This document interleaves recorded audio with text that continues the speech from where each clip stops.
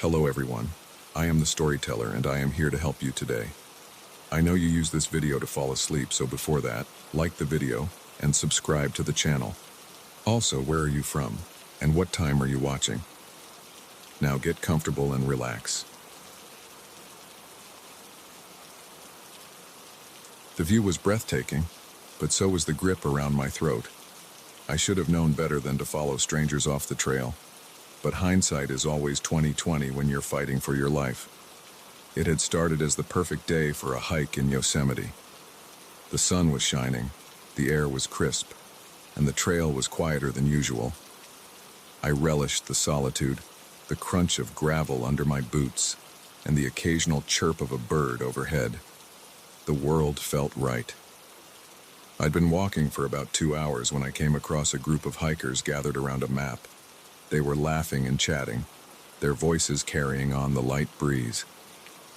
As I approached, a tall guy with a neatly trimmed beard looked up and waved. "Hey there, you look like you know your way around. Mind helping us out?" I smiled, always happy to assist fellow hikers. "Sure, what do you need?" The bearded man introduced himself as Mike and gestured to his companions, 2 women and another man. They all seemed friendly enough, with easy smiles and relaxed postures. "We're trying to find this viewpoint," Mike said, pointing to a spot on the map. "It's supposed to be incredible, but it's not on the main trail. You wouldn't happen to know it, would you?" I peered at the map, frowning slightly. "I don't think I've been there before. Is it safe?" One of the women, Sarah, she'd said her name was, chimed in. "Oh, it's perfectly safe. We've been there before. It's just a bit tricky to find if you don't know where you're going." I hesitated, my eyes darting between their eager faces and the map. Something in my gut whispered caution, but I pushed it aside. After all, wasn't meeting new people and discovering hidden gems part of the joy of hiking? "You know what? I'd love to see it. Mind if I tag along?" Their faces lit up, and Mike clapped me on the shoulder. "Absolutely. The more, the merrier. It's about an hour off the main trail, but trust me, it's worth it." We set off, leaving the well-worn path behind. At first, the conversation flowed easily. We swapped stories about our favorite hikes, compared gear, and marveled at the beauty of Yosemite. But as we ventured deeper into the wilderness, a subtle shift occurred. The laughter died down, replaced by hushed whispers I couldn't quite make out. Whenever I glanced back, I caught them exchanging looks, meaningful glances that made my skin prickle. I tried to shake off the unease, telling myself I was just being paranoid. After about 45 minutes, I noticed we were no longer following any discernible trail. The undergrowth was thick, snagging at my clothes and scratching my exposed skin.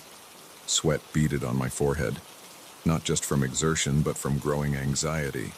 "Hey, guys," I called out, my voice sounding thin in the dense forest. "Are you sure we're going the right way? I don't see any signs of a trail." Mike turned back, his smile not quite reaching his eyes. "Don't worry, we're almost there. Just a little further." I nodded, swallowing hard. The forest seemed to close in around us, the trees looming overhead like silent sentinels. The cheerful birdsong from earlier had given way to an eerie silence, broken only by the sound of our footsteps and my increasingly rapid breathing. Finally, we emerged into a small clearing. My heart sank as I realized there was no breathtaking view, just more trees and a sheer cliff face. "I don't understand," I said, turning to face the group. "Where's the viewpoint?" The atmosphere changed in an instant. The friendly smiles were gone, replaced by cold, calculating stares. Mike took a step towards me, and I instinctively backed away. "Oh, there's a view all right," he said, his voice low and menacing. "Just not the one you were expecting." My back hit the cliff face and panic surged through me. "What's going on? What do you want?" Sarah let out a chilling laugh. "What we want? We want everything you've got. Your gear, your money, your identity, and you're going to give it all to us." My mind raced, searching for a way out, but they had positioned themselves between me and the only exit from the clearing. I was trapped. "Look," I said, trying to keep my voice steady. "Just take my stuff. I won't tell anyone, I swear. Just let me go." Mike shook his head, pulling a knife from his belt. "I'm afraid it's not that simple. You see, we can't risk you running back and alerting the rangers. No, you're going to have a little accident. It's tragic, really. Solo hiker, unfamiliar terrain, one wrong step." The reality of my situation hit me like a punch to the gut. They weren't just robbers. They were killers, and I was their next victim. Adrenaline surged through my veins. In that moment, survival was all that mattered. I feigned a move to the right, then ducked left, trying to slip past Mike. But he was faster, his hand shooting out to grab my arm. I struggled, kicking and thrashing, but he was too strong. His fingers dug into my flesh as he dragged me back towards the cliff edge. The others closed in, their faces masks of cruel determination. My heel hit a rock, and I stumbled, nearly going over the edge. Mike's grip on my arm was the only thing keeping me from plummeting to my death. The irony wasn't lost on me, my would-be killer momentarily becoming my lifeline. As I teetered on the brink, time seemed to slow. I saw the knife in Mike's other hand, inching closer to my throat. I saw Sarah and the others, watching with a mix of anticipation and cold indifference. And I saw my life, flashing before my eyes in a cliché I never thought I'd experience. In that moment of clarity, a surge of defiance welled up inside me. I wasn't going to die here, not like this. With every ounce of strength I had left, I wrenched my arm free from Mike's grasp. The sudden movement caught him off guard. He stumbled forward, his eyes widening in surprise as he lost his balance. I watched in shock as he tipped over the edge, his scream echoing off the cliff face as he plummeted out of sight. For a split second, everyone froze. Then chaos erupted. Sarah lunged at me, her face contorted with rage. I ducked, feeling her fingernails graze my scalp as she missed her grab. The other man came at me from the side, but in his haste, he tripped over a root. I didn't wait to see what happened next. I ran. Branches whipped at my face as I crashed through the underbrush, my lungs burning with each desperate breath. I could hear them behind me, their shouts growing fainter as I put distance between us. I had no idea where I was going. The forest all looked the same, an endless maze of trees and shadows, but I kept running, driven by pure survival instinct. Every snapping twig made me flinch, every rustling leaf sent a jolt of terror through me. After what felt like hours, I burst out onto a trail. Actual, beautiful, man-made trail. I could have wept with relief. Instead, I pushed on, my legs trembling with exhaustion but refusing to give up. Finally, mercifully, I saw buildings ahead, the visitor center, safety. As I staggered into the parking lot, I collapsed to my knees, gasping for air. A park ranger rushed over, concern etched on his face. "Sir, are you all right? What happened?" The words tumbled out of me in a jumbled mess. The group, the fake viewpoint, the attack, the chase. The ranger's eyes widened as he listened, immediately calling for backup on his radio. The next few hours passed in a blur of questions, statements, and search parties. They found Mike's body at the base of the cliff, just where I said he'd fallen. But Sarah and the others had vanished without a trace. As I sat in the ranger station, wrapped in a shock blanket and nursing a cup of lukewarm coffee, the reality of what had happened began to sink in. I had nearly died. I had watched a man die. And somewhere out there, the others were still free, possibly looking for their next victim. The head ranger approached, his face grim. "We're going to need you to stay in the area for a while, sir. We'll have more questions, and we'll need your help identifying the suspects." I nodded numbly, knowing that even when I left Yosemite, I'd never truly escape what had happened here. The memory of that day would stay with me forever. The fake smiles, the cold eyes, the feeling of utter helplessness as I stood on the edge of that cliff. But I had survived. Against all odds, I had made it out alive. And as I looked out the window at the majestic peaks of Yosemite, I made a silent vow. I would never again ignore that little voice of caution. I would never again be an easy target. And someday, somehow, I would find the strength to return to these trails, because I refused to let them take this place from me. Yosemite, in all its beauty and danger, was a part of me now, for better or for worse.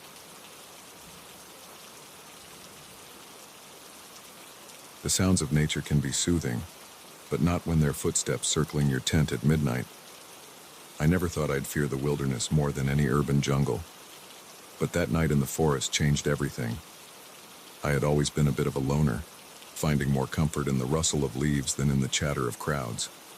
So when I decided to take a solo camping trip in the dense forests of northern Michigan, it felt like coming home.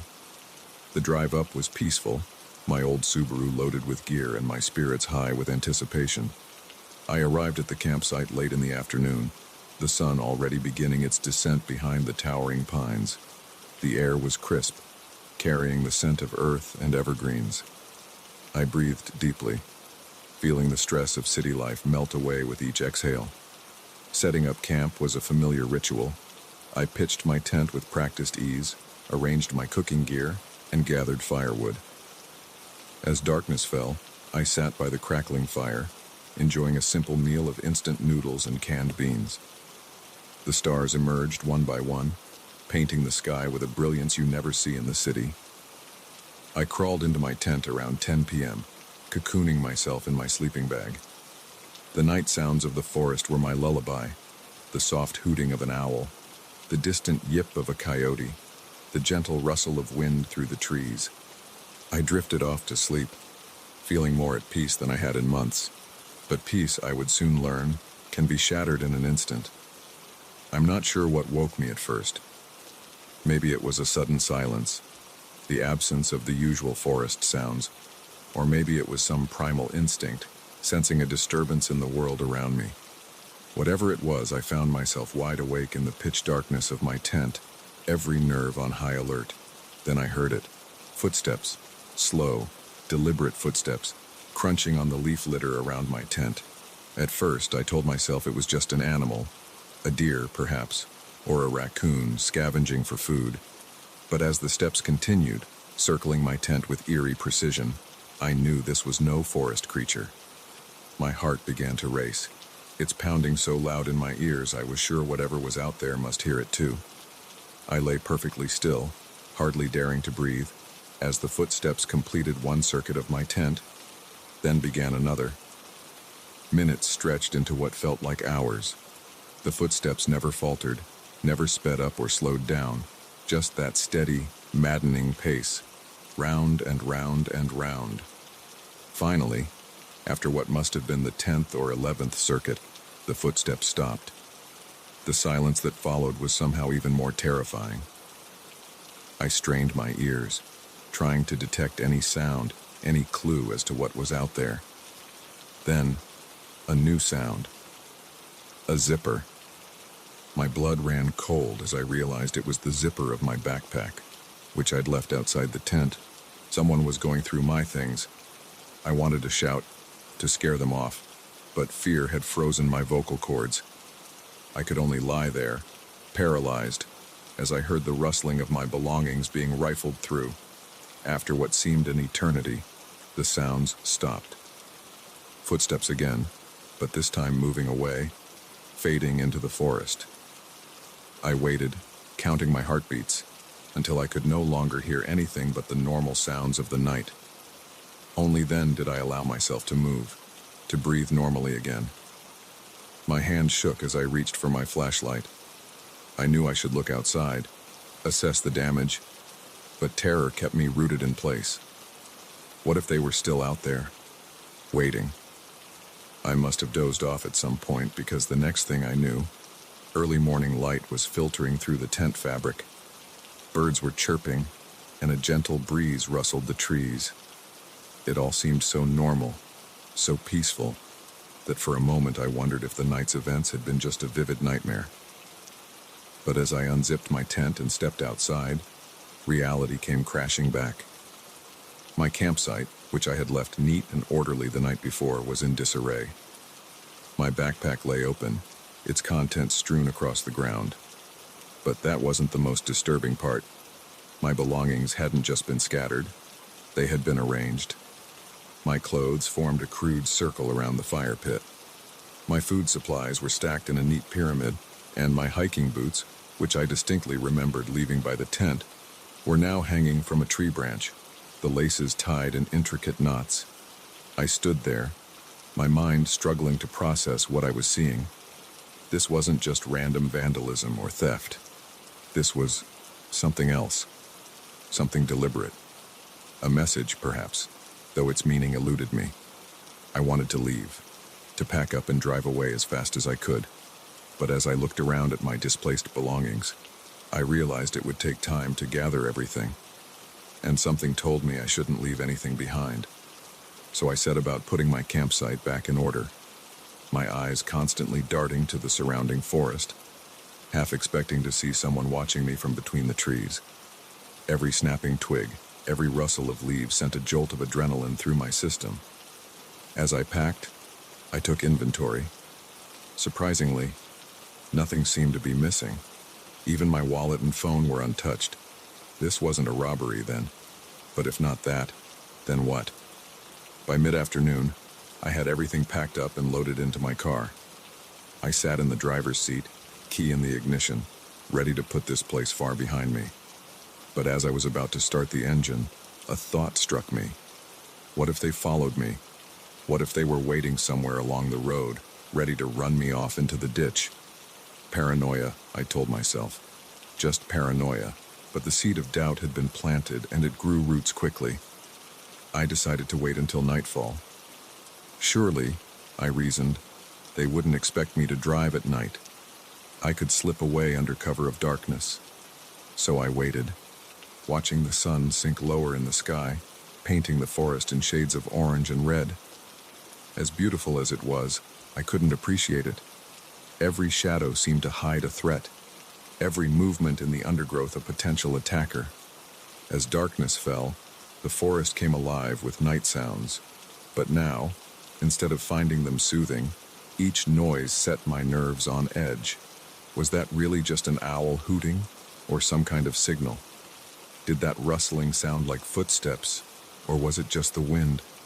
I sat in my car, doors locked, windows up despite the growing stuffiness, my eyes strained against the darkness, watching, waiting. The minutes crawled by with agonizing slowness. Then, sometime around midnight, I heard it. Voices. Low, indistinct at first, but growing clearer. They were coming closer.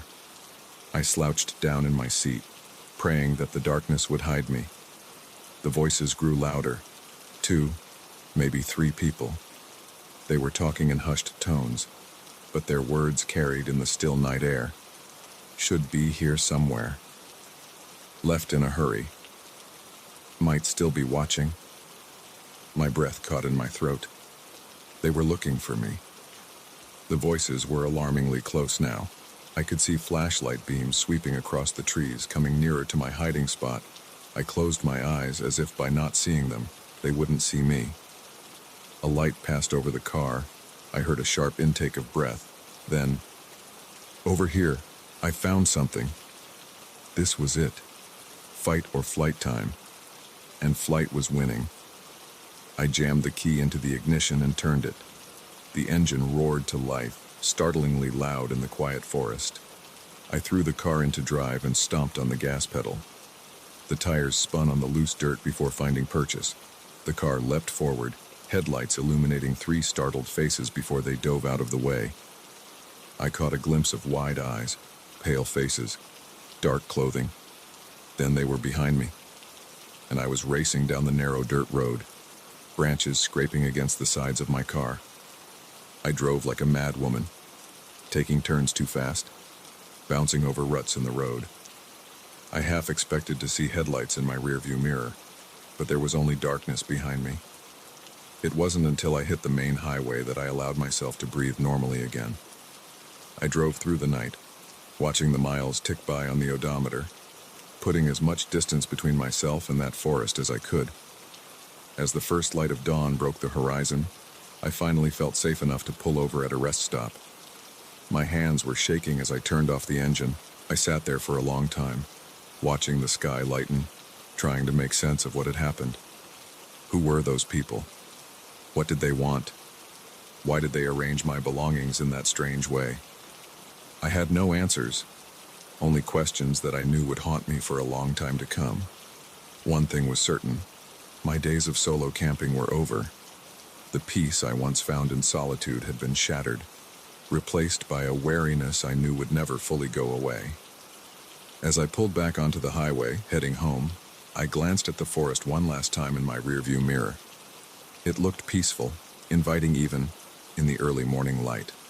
But I knew better now. I knew that sometimes the greatest dangers aren't the ones that roar and show their teeth, but the ones that whisper in the night and rearrange your world when you aren't looking. The open road beckoned, and I answered its call, leaving the dark forest and its secrets behind. But deep down, I knew a part of me would always be back there, listening for footsteps in the night. The human body is a miracle of evolution, but it's also a goldmine of spare parts if you know where to sell them. I never thought I'd learn that lesson firsthand in a dingy Bangkok hostel, but life has a way of teaching you things you never wanted to know.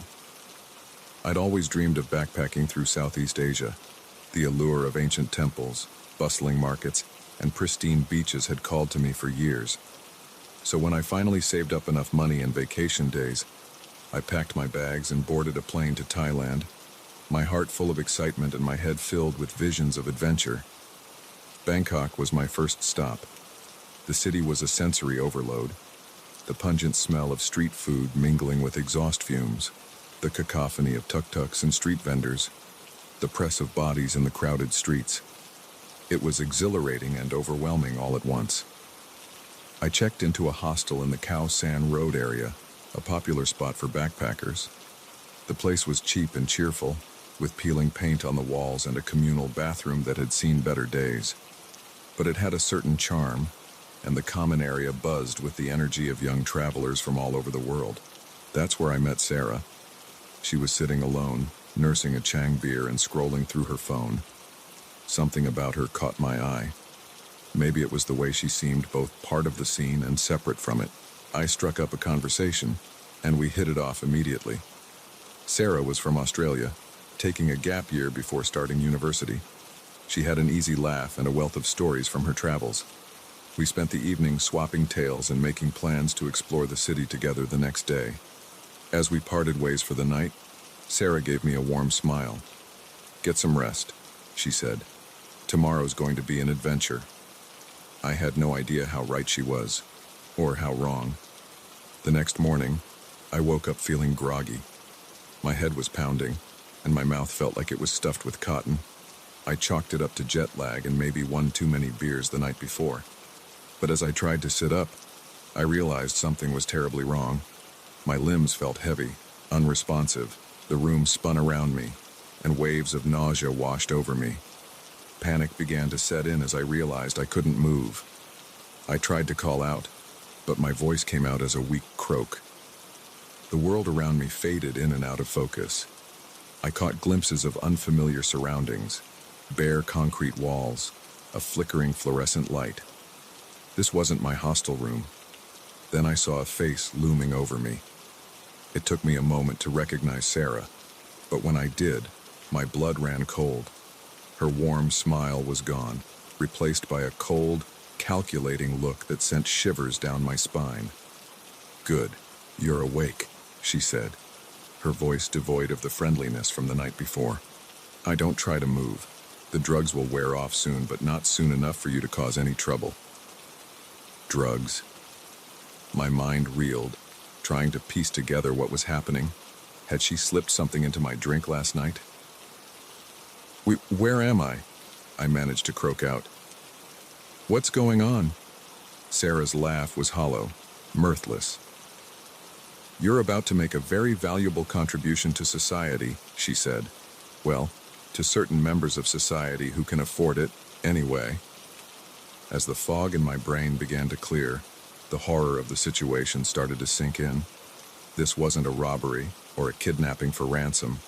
This was something far worse. Your organs will fetch a good price on the black market, Sarah continued, her tone matter of fact, as if she were discussing the weather. You're young, healthy. That's a rare commodity in our line of work. I wanted to scream, to fight, to run, but my body refused to obey. I could only lie there, terror coursing through my veins, as Sarah began to prepare surgical instruments on a nearby tray. Don't worry, she said, noticing my panicked gaze. We're professionals. You won't feel a thing. Somehow, that was small comfort. Just then, the door opened, and two men entered. They were dressed in scrubs, looking for all the world like legitimate medical professionals. But the predatory glint in their eyes told a different story. Is the subject ready? One of them asked Sarah. She nodded. Just about. Give the drugs another few minutes to wear off. We don't want any involuntary muscle spasms during the procedure. Procedure. Such a clinical term for what they were about to do to me. As they discussed the logistics of harvesting my organs, my mind raced, searching desperately for a way out. But with my body still paralyzed and three of them watching me, escape seemed impossible. I thought of my family back home, blissfully unaware of the danger I was in. Would they ever know what happened to me? Or would I simply become another statistic, another backpacker who vanished without a trace in a foreign land? The minutes ticked by agonizingly slowly. I could feel sensation gradually returning to my limbs, but it wasn't enough. Not nearly enough to fight off three people. Just as the men were preparing to move me onto a makeshift operating table, a commotion erupted outside, shouts in Thai, the sound of running feet, and then a loud bang as the door flew open. Police officers flooded into the room, guns drawn. Sarah and the two men froze, their faces masks of shock and fear. In the chaos that followed, I felt hands on me, gentler this time, helping me to sit up. A paramedic was checking my vitals, asking me questions in broken English. I answered as best I could, my voice shaky and weak. As the police handcuffed Sarah and her accomplices, I learned the truth. The real Sarah, the Australian backpacker whose identity had been stolen, had been found dead in a ditch outside Bangkok 2 weeks ago. The woman who had pretended to be her was part of an organ trafficking ring that preyed on unsuspecting tourists. I had been lucky. Another traveler at the hostel had seen Sarah slipping something into my drink and had alerted the authorities. They had been tracking the ring for months and used me as an opportunity to catch them in the act. The next few days passed in a blur of police statements, embassy visits, and medical checkups. I was physically fine. The drugs had left my system without any lasting effects. But mentally, I was shaken to my core. As I sat in the airport waiting for my flight home, I couldn't help but replay the events in my mind. How quickly my dream vacation had turned into a nightmare. How close I had come to having my life literally carved away from me. The bustling terminal around me suddenly felt threatening. Every friendly face could be hiding sinister intentions. Every offer of help could be a trap. But as I boarded the plane, a small part of me refused to let this experience define me. Yes, I had seen the darkest side of humanity, but I had also witnessed its best, in the fellow traveler who had saved my life, in the police officers who had rescued me, in the embassy staff who had helped me get home. The world was still full of wonders and adventures. It was also full of dangers, some hidden in plain sight. But now I was wiser, more cautious. I would travel again someday, but with open eyes and a guarded heart. As the plane took off, carrying me away from Bangkok and the horrors I had experienced there, I made a silent vow. I would live my life to the fullest, for myself and for all those who weren't as lucky as I had been. My organs were my own, and I intended to use them for a long, long time. The scars of that night in Bangkok would stay with me forever, invisible but deep. They were a reminder of how precious life is and how quickly it can be threatened. but they were also a testament to my survival, to the strength I didn't know I had. As I watched the lights of Bangkok fade away beneath the clouds, I closed my eyes and took a deep breath. I was alive, I was whole, and I was going home. The adventure I had sought had turned out to be far more than I bargained for. But in the end, I had gained something invaluable, a new perspective on life, and a deeper appreciation for every beat of my still intact heart.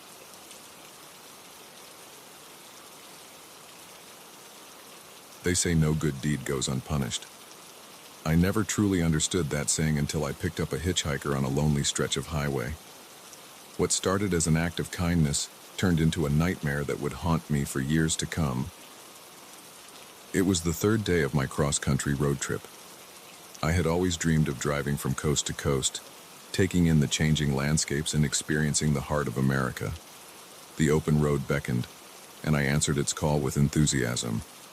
I had just crossed the border into Nevada, the endless desert stretching out before me. The sun was setting, painting the sky in brilliant hues of orange and pink. It was beautiful, but I couldn't shake the feeling of isolation that came with the vast emptiness surrounding me. That's when I saw him, a lone figure on the side of the road, thumb out, looking desperate. My first instinct was to keep driving. After all, I'd heard all the horror stories about picking up strangers. But something about his dejected posture and the middle-of-nowhere location made me reconsider. I slowed down, my conscience winning out over caution. As I pulled over, I got a better look at him. He was a man in his mid-30s, with shaggy brown hair and a scruffy beard. His clothes were dusty and worn, like he'd been on the road for a while. "Where you headed?" I called out through the passenger window. "Anywhere but here," he replied with a weak smile. "Name's Jack. I've been walking for hours." Against my better judgment, I unlocked the door. "Hop in. I'm heading west. I can take you as far as the next town at least." Jack's face lit up with relief as he climbed into the car. "Thanks, man. You're a lifesaver." As we pulled back onto the highway, I introduced myself and tried to make small talk. Jack was polite but vague about his circumstances. He mentioned something about a job falling through and needing a fresh start. I didn't push for details. For the first hour, everything seemed fine. We chatted about mundane things, the weather, the landscape, our favorite road trip snacks. But as the sky darkened and the miles ticked by, I began to notice changes in Jack's behavior. He became increasingly agitated, constantly looking over his shoulder and fidgeting in his seat.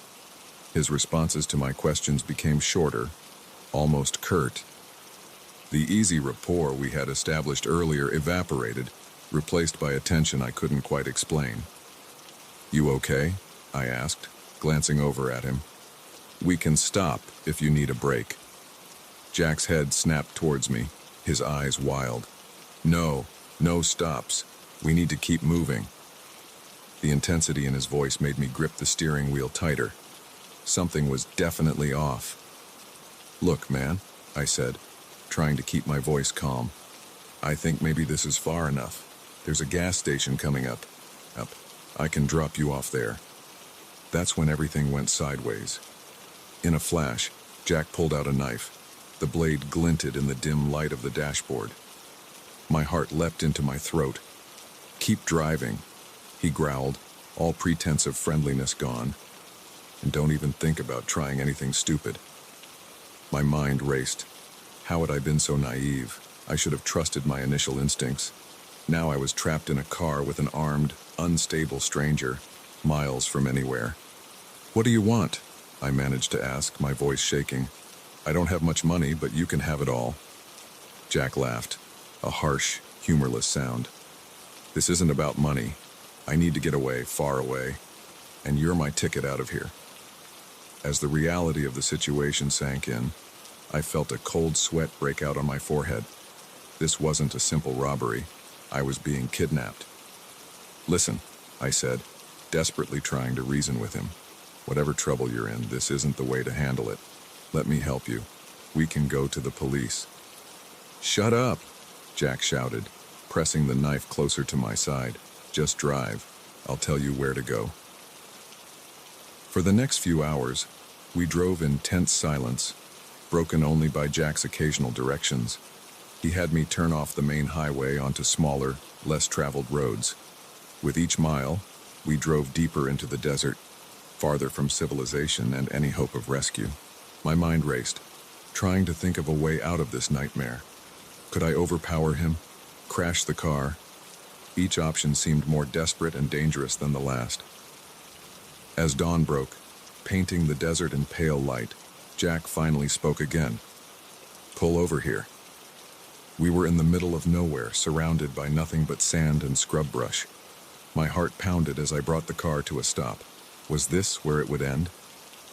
"Get out," Jack ordered, gesturing with the knife. On shaky legs, I stepped out of the car. Jack followed, keeping the weapon trained on me.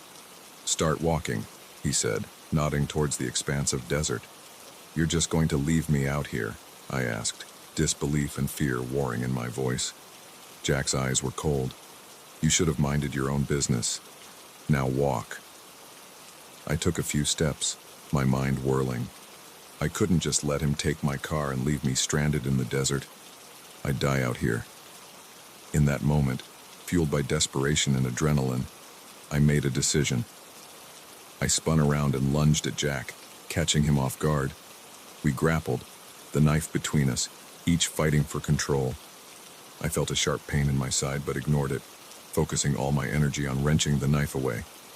Finally, with a burst of strength I didn't know I possessed, I managed to disarm him. The knife fell to the ground, and I kicked it away. Jack stumbled back, his eyes wide with shock and fury, but without his weapon, the balance had shifted.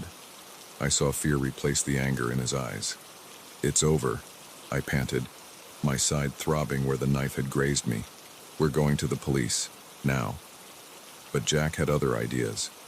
With a final, desperate look, he turned and ran into the desert. I watched him go, too exhausted and in too much pain to give chase. I collapsed against the car, the adrenaline fading and the full impact of what had happened hitting me. I was alive, but I was injured and still miles from anywhere.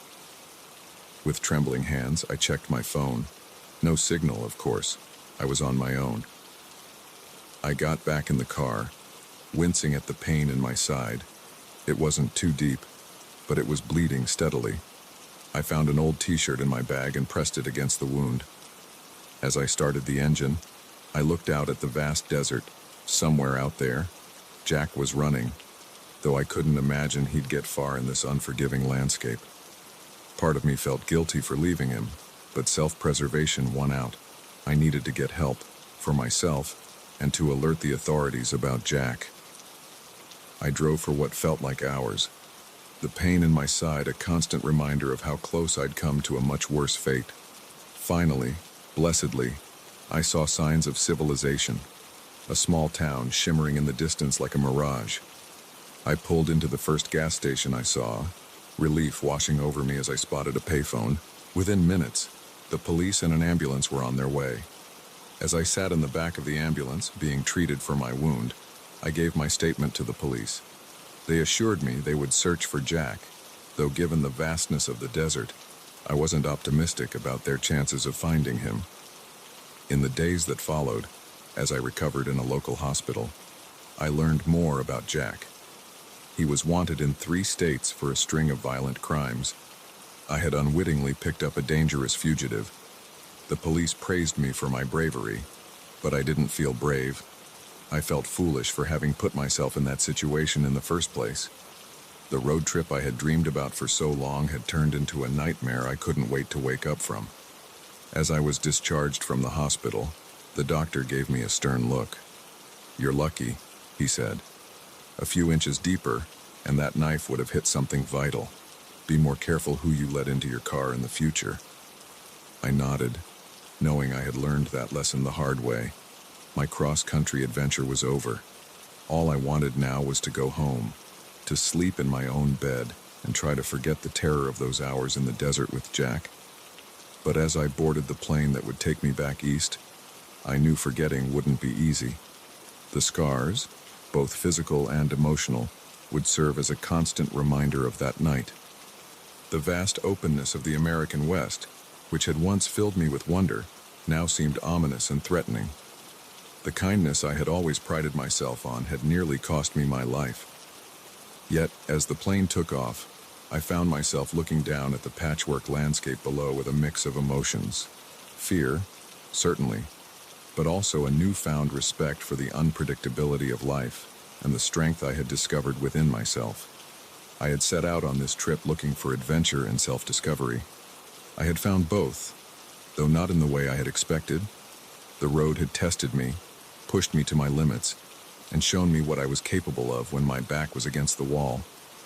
As we soared above the very highways I had traveled, I made a silent promise to myself. I would not let this experience break me. I would learn from it, grow from it, and one day, when the nightmares faded and the scars healed, I would return to the open road. But next time, I'd keep on driving when I saw a hitchhiker. I've always believed that true enlightenment comes from within, but I never imagined it would be buried so deep beneath layers of fear and betrayal. The spiritual retreat that promised inner peace nearly cost me my life, and the only thing I found was a darkness I never knew existed. It all started with a simple ad: find yourself in the forests of Oregon. 7 days of meditation, nature walks, and self-discovery. It seemed perfect. I had been feeling lost, drowning in the noise of my daily life, desperate for some clarity. The retreat promised to be the reset button I so desperately needed.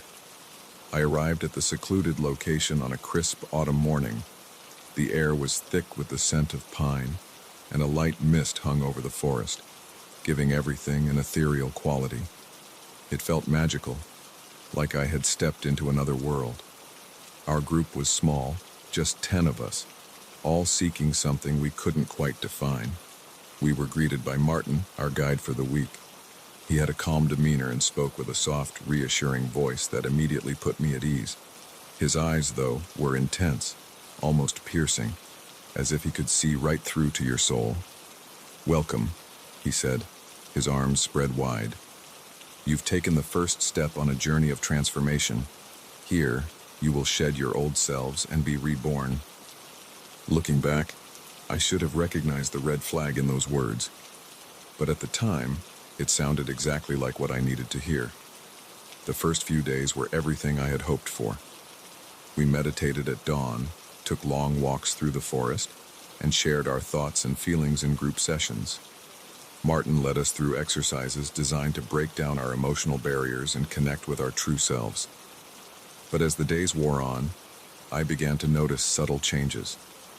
Martin's teachings became more intense, more focused on letting go of our past selves. He spoke of severing ties with the outside world, of committing fully to our new path. Some of the others in the group seemed to be falling deeper under Martin's spell. They hung on his every word, their eyes glazed over with adoration. I watched as Sarah, a quiet accountant from Michigan, gave away her wedding ring, claiming it was a symbol of her old life. I tried to shake off my growing unease. Wasn't this what I had come for? To change, to find a new perspective?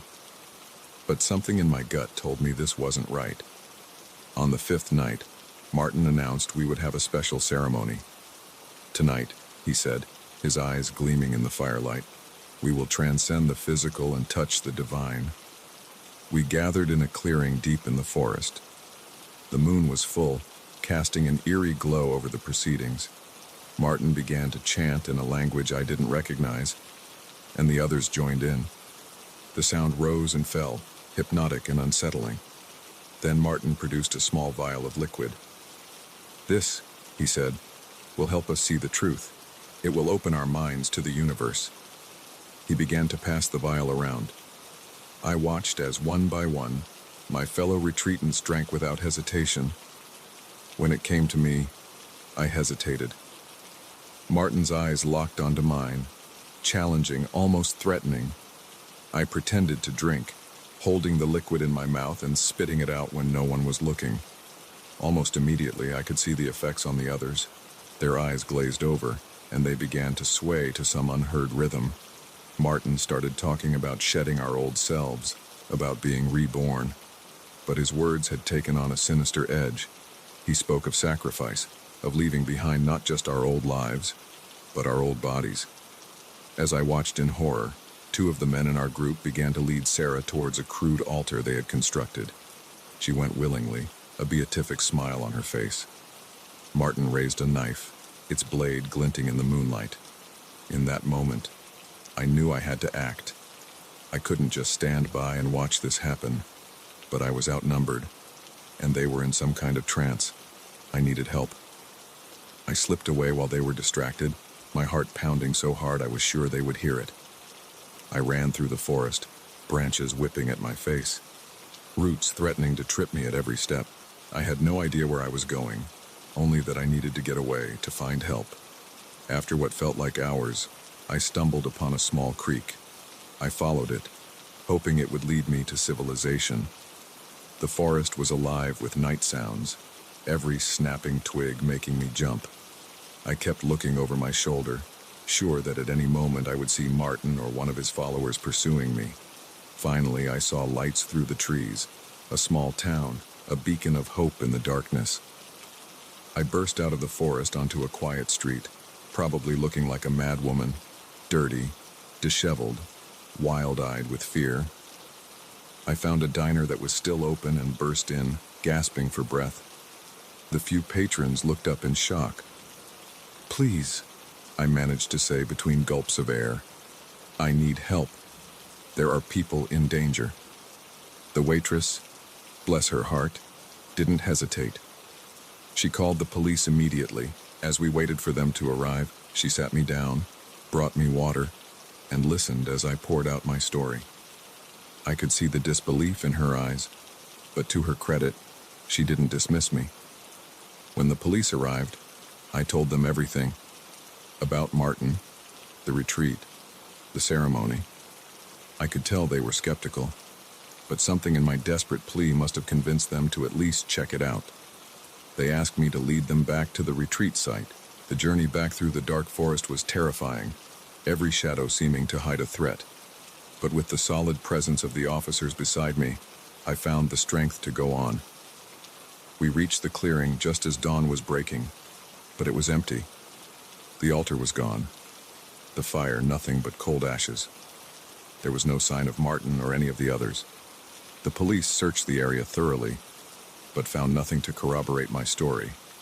No vials of strange liquid, no knives, no evidence of any kind of ceremony. They took me back to town, questioning me further. I could see the doubt in their eyes growing with each passing moment. In the end, they told me they would keep investigating, but without any evidence or other witnesses, there wasn't much they could do. They advised me to go home, to seek help if I was having trouble. I left Oregon feeling shaken and confused. Had I imagined it all? The ceremony, the knife, Sarah being led to the altar. It all seemed so real. But with each passing day, as I tried to readjust to my normal life, it began to feel more and more like a vivid nightmare. I tried to find information about Martin or the retreat online, but it was as if they had never existed. The website where I had found the original ad was gone. I reached out to the hotel where I had stayed the night before the retreat, but they had no record of my stay. Weeks turned into months. I went to therapy, trying to make sense of what had happened. My therapist suggested that stress and isolation might have caused me to have a break with reality. Part of me wanted to believe her, to accept that it had all been in my head. It would have been easier that way. But I couldn't shake the feeling that it had been real.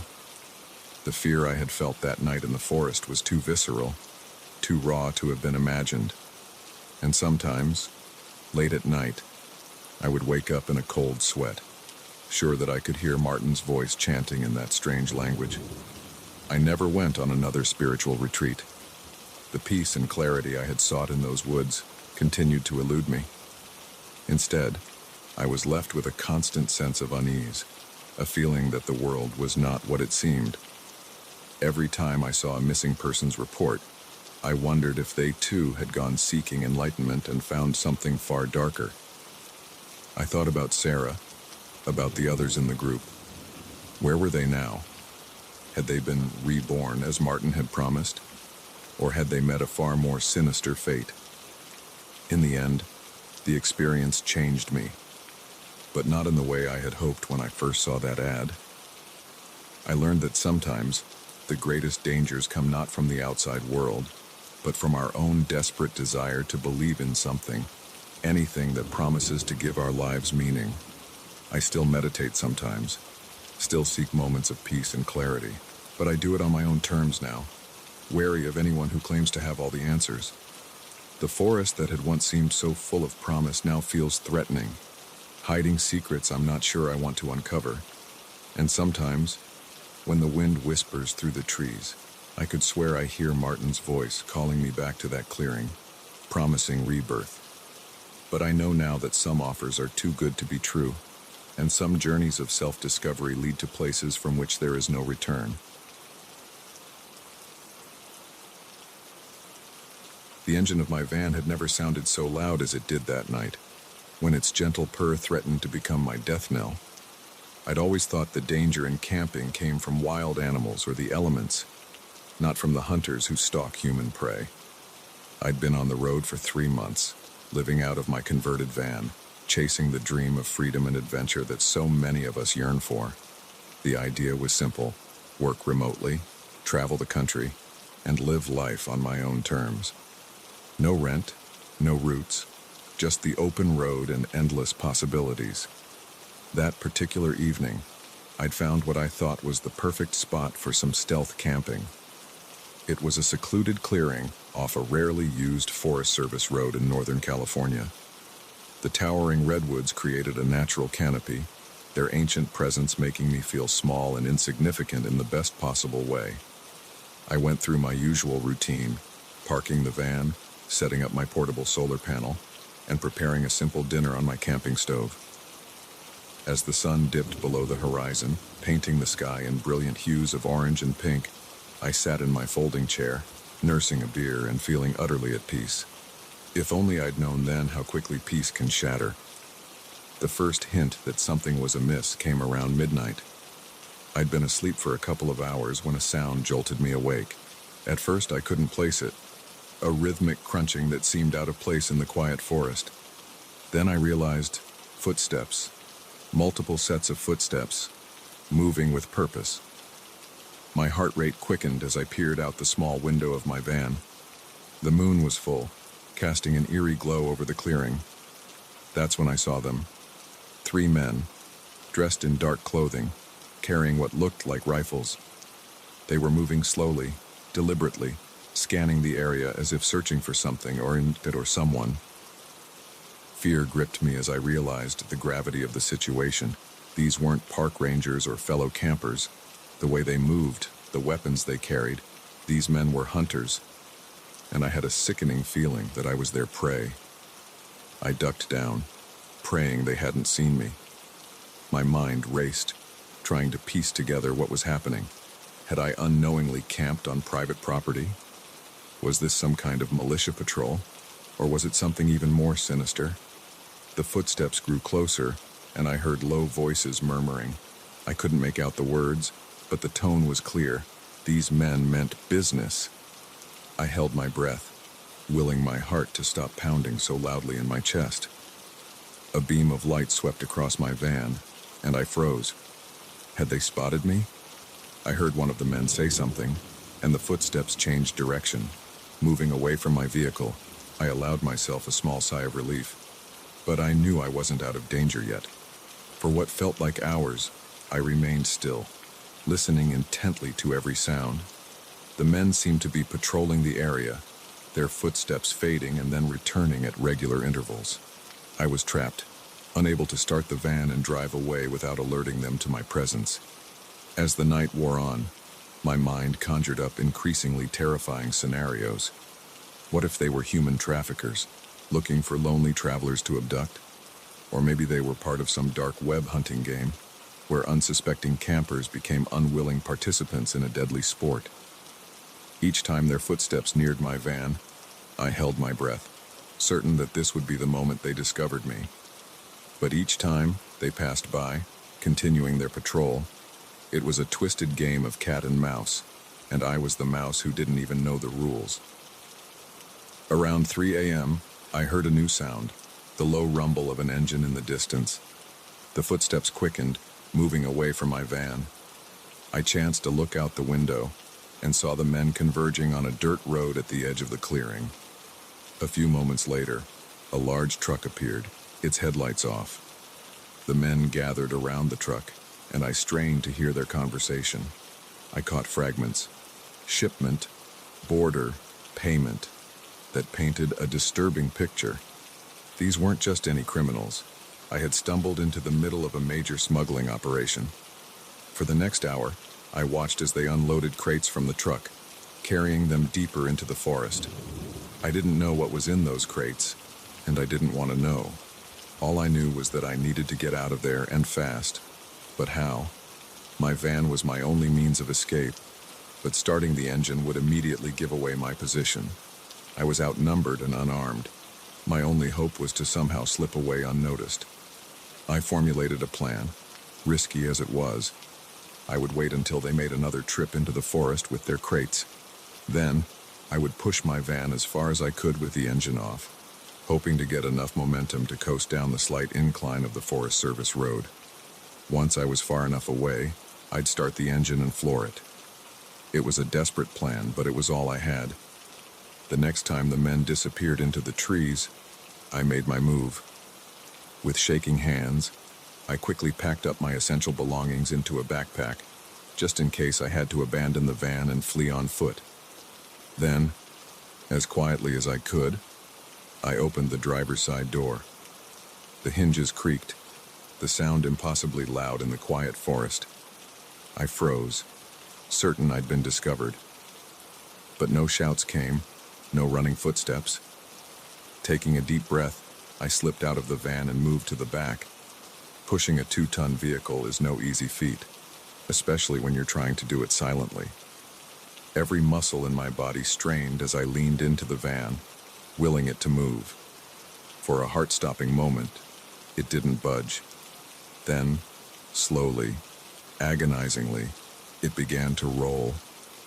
Inch by inch, I guided the van towards the road, my ears straining for any sound of returning footsteps. Sweat poured down my face, and my arms trembled with exertion. But the fear of discovery gave me strength I didn't know I possessed. Finally, after what felt like an eternity, I reached the crest of the small hill that led down to the main road. This was it, the point of no return. Once I let the van start rolling down the hill, there would be no turning back. I took one last look at the clearing. The truck was still there, its dark bulk ominous in the moonlight. There was no sign of the men, but I knew they could return at any moment. It was now or never. With a deep breath, I gave the van one final push and jumped into the driver's seat. The van began to roll, slowly at first, then picking up speed as it descended the hill. The trees seemed to rush by, branches scraping against the sides of the vehicle. I gripped the steering wheel, my knuckles white, guiding the van down the twisting road. Each turn was a heart-stopping moment, the van's momentum threatening to send me careening into the trees. But somehow, I managed to keep it on the path. As I neared the bottom of the hill, I knew it was time. I turned the key in the ignition, saying a silent prayer. The engine roared to life, shattering the night silence. I stomped on the gas pedal, and the van leapt forward. In my rearview mirror, I saw flashlights bobbing in the darkness. Shouts echoed through the trees. They had discovered my escape. I drove like I'd never driven before, taking each turn at breakneck speed. The van rattled and shook, protesting the abuse. But I couldn't slow down. In the distance, I heard the roar of another engine. They were in pursuit. For miles, I sped through the dark forest, taking random turns, desperate to lose my pursuers. Every set of headlights I saw filled me with dread. Were they gaining on me? Had they called for reinforcements? It wasn't until I reached a main highway that I finally allowed myself to breathe. I merged into the sparse late-night traffic, trying to look as normal as possible despite my racing heart and shaking hands. I drove through the night, not stopping until the sun began to peek over the horizon. When I finally pulled into a rest stop, hundreds of miles away from that clearing, the full weight of what had happened hit me. I broke down, sobs racking my body as the fear and adrenaline finally found release. In the days that followed, I debated whether to go to the police. But what could I tell them? I had no proof, no names, not even a clear location. In the end, I chose to put as much distance between myself and Northern California as possible. My dream of carefree van life was shattered. The open road, once a symbol of freedom, now felt fraught with hidden dangers. Every secluded spot, every quiet forest, held the potential for unseen threats. I still live in my van, still travel, but now I stick to established campgrounds, well-lit areas, places where other people are always within earshot. The solitude I once craved has been replaced by a need for the safety of numbers. Sometimes, on quiet nights, I find myself straining to hear footsteps in the darkness. The fear may have faded, but it never truly goes away. It's a constant reminder that freedom comes with a price, and that sometimes the most dangerous predators are the ones that walk on two legs.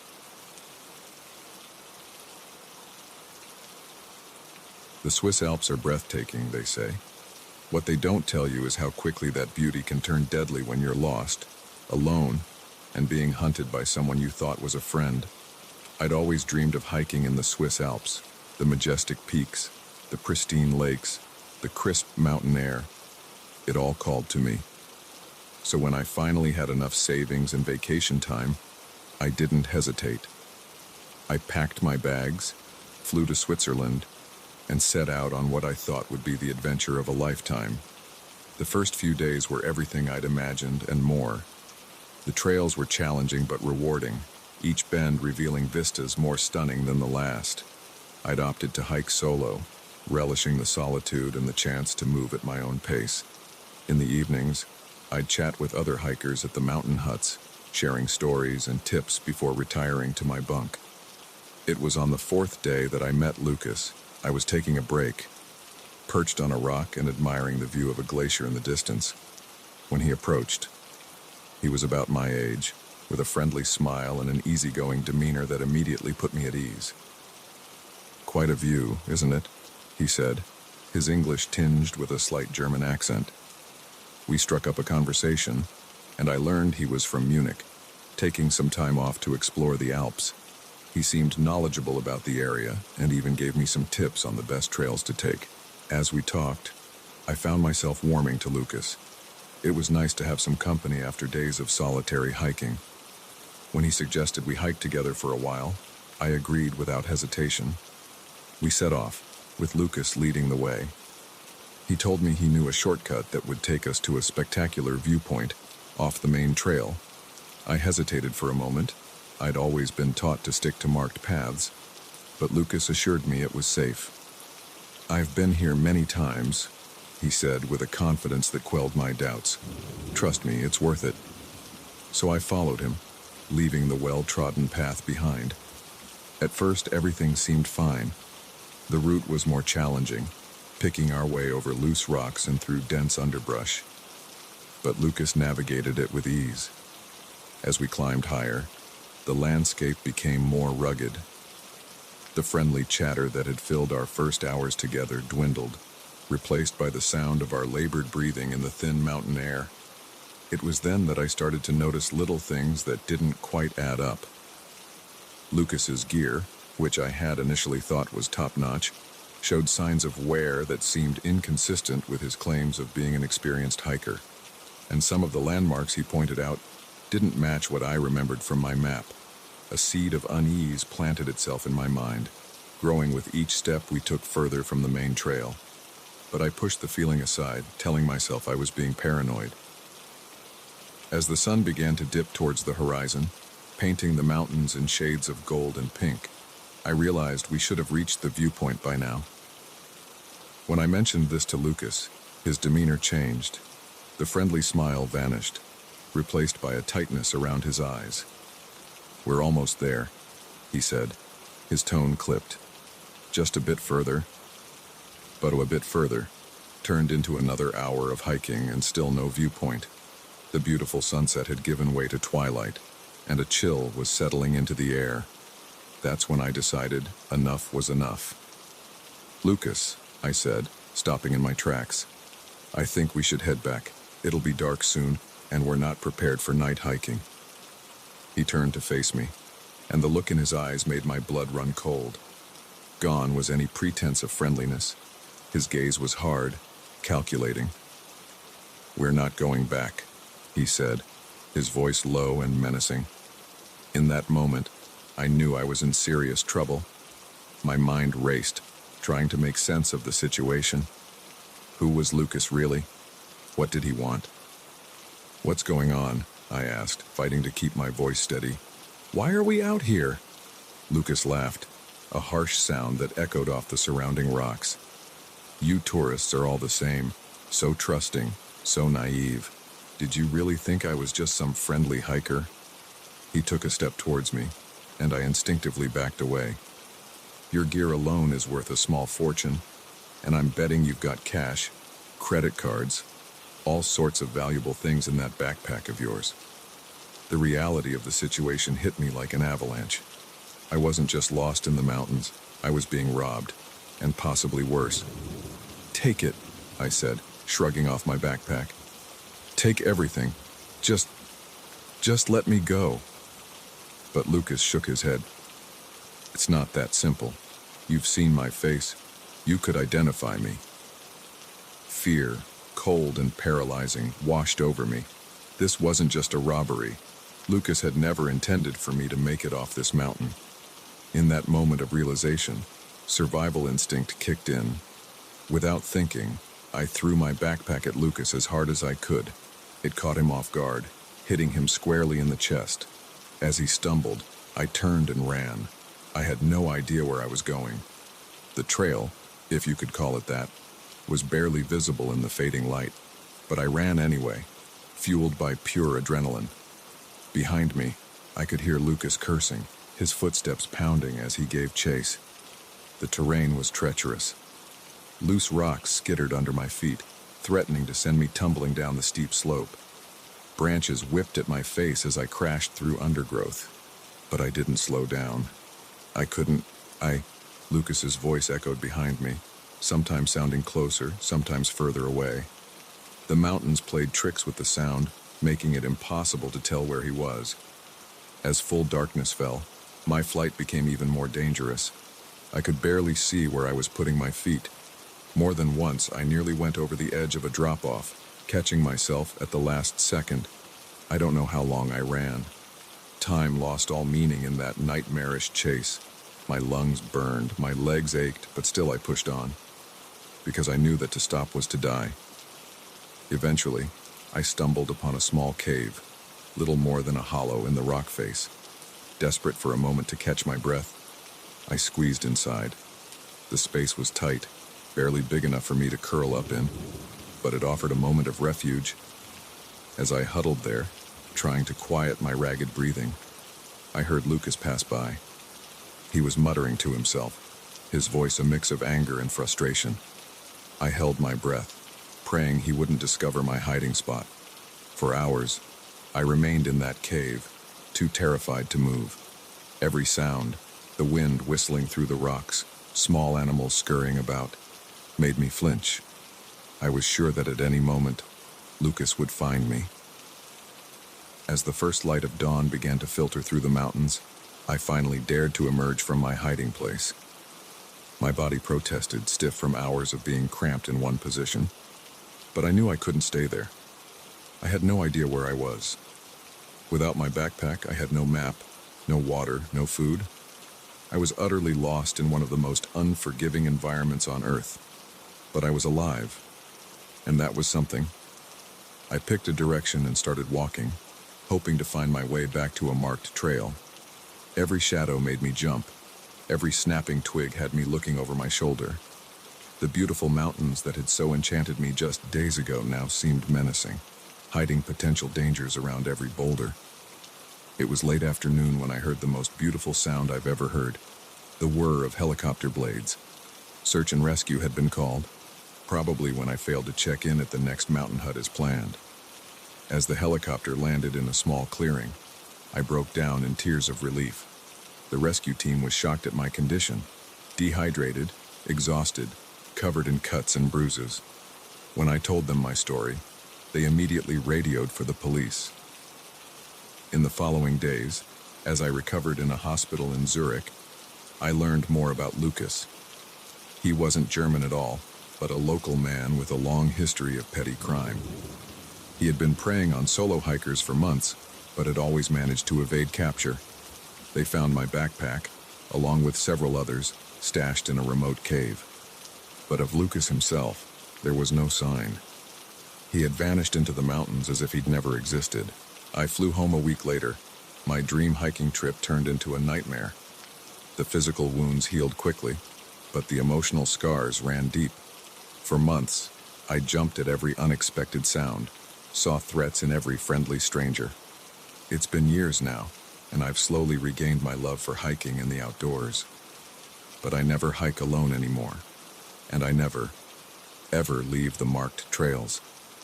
The mountains are still beautiful, still majestic, but now I know that they can also be deadly, hiding dangers far worse than any natural hazard. And sometimes, on nights when the wind howls outside my window, I find myself back on that mountain, running for my life from a man I thought was a friend. In those moments, I'm reminded that the most dangerous predators are often the ones that look just like us.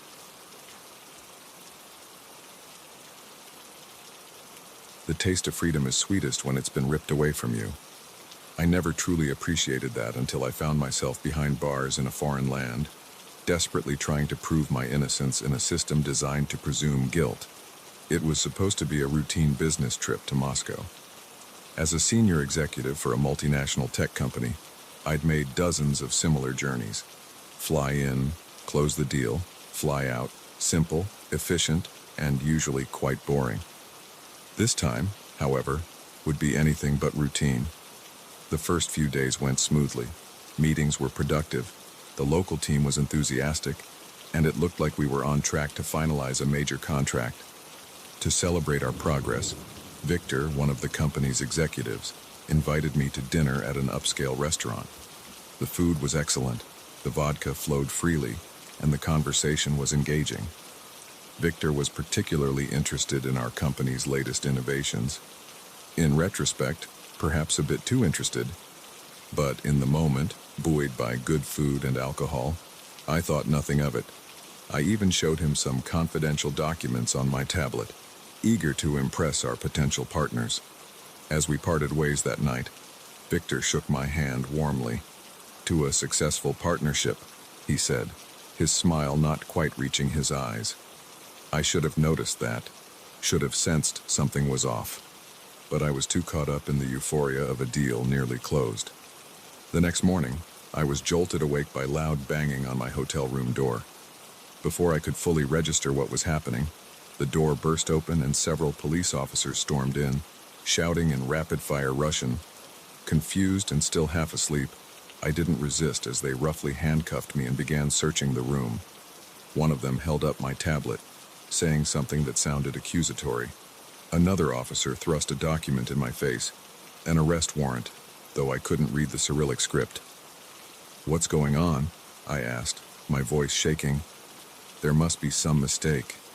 One of the officers, his face stern, replied in heavily accented English, "You are under arrest for theft of company secrets.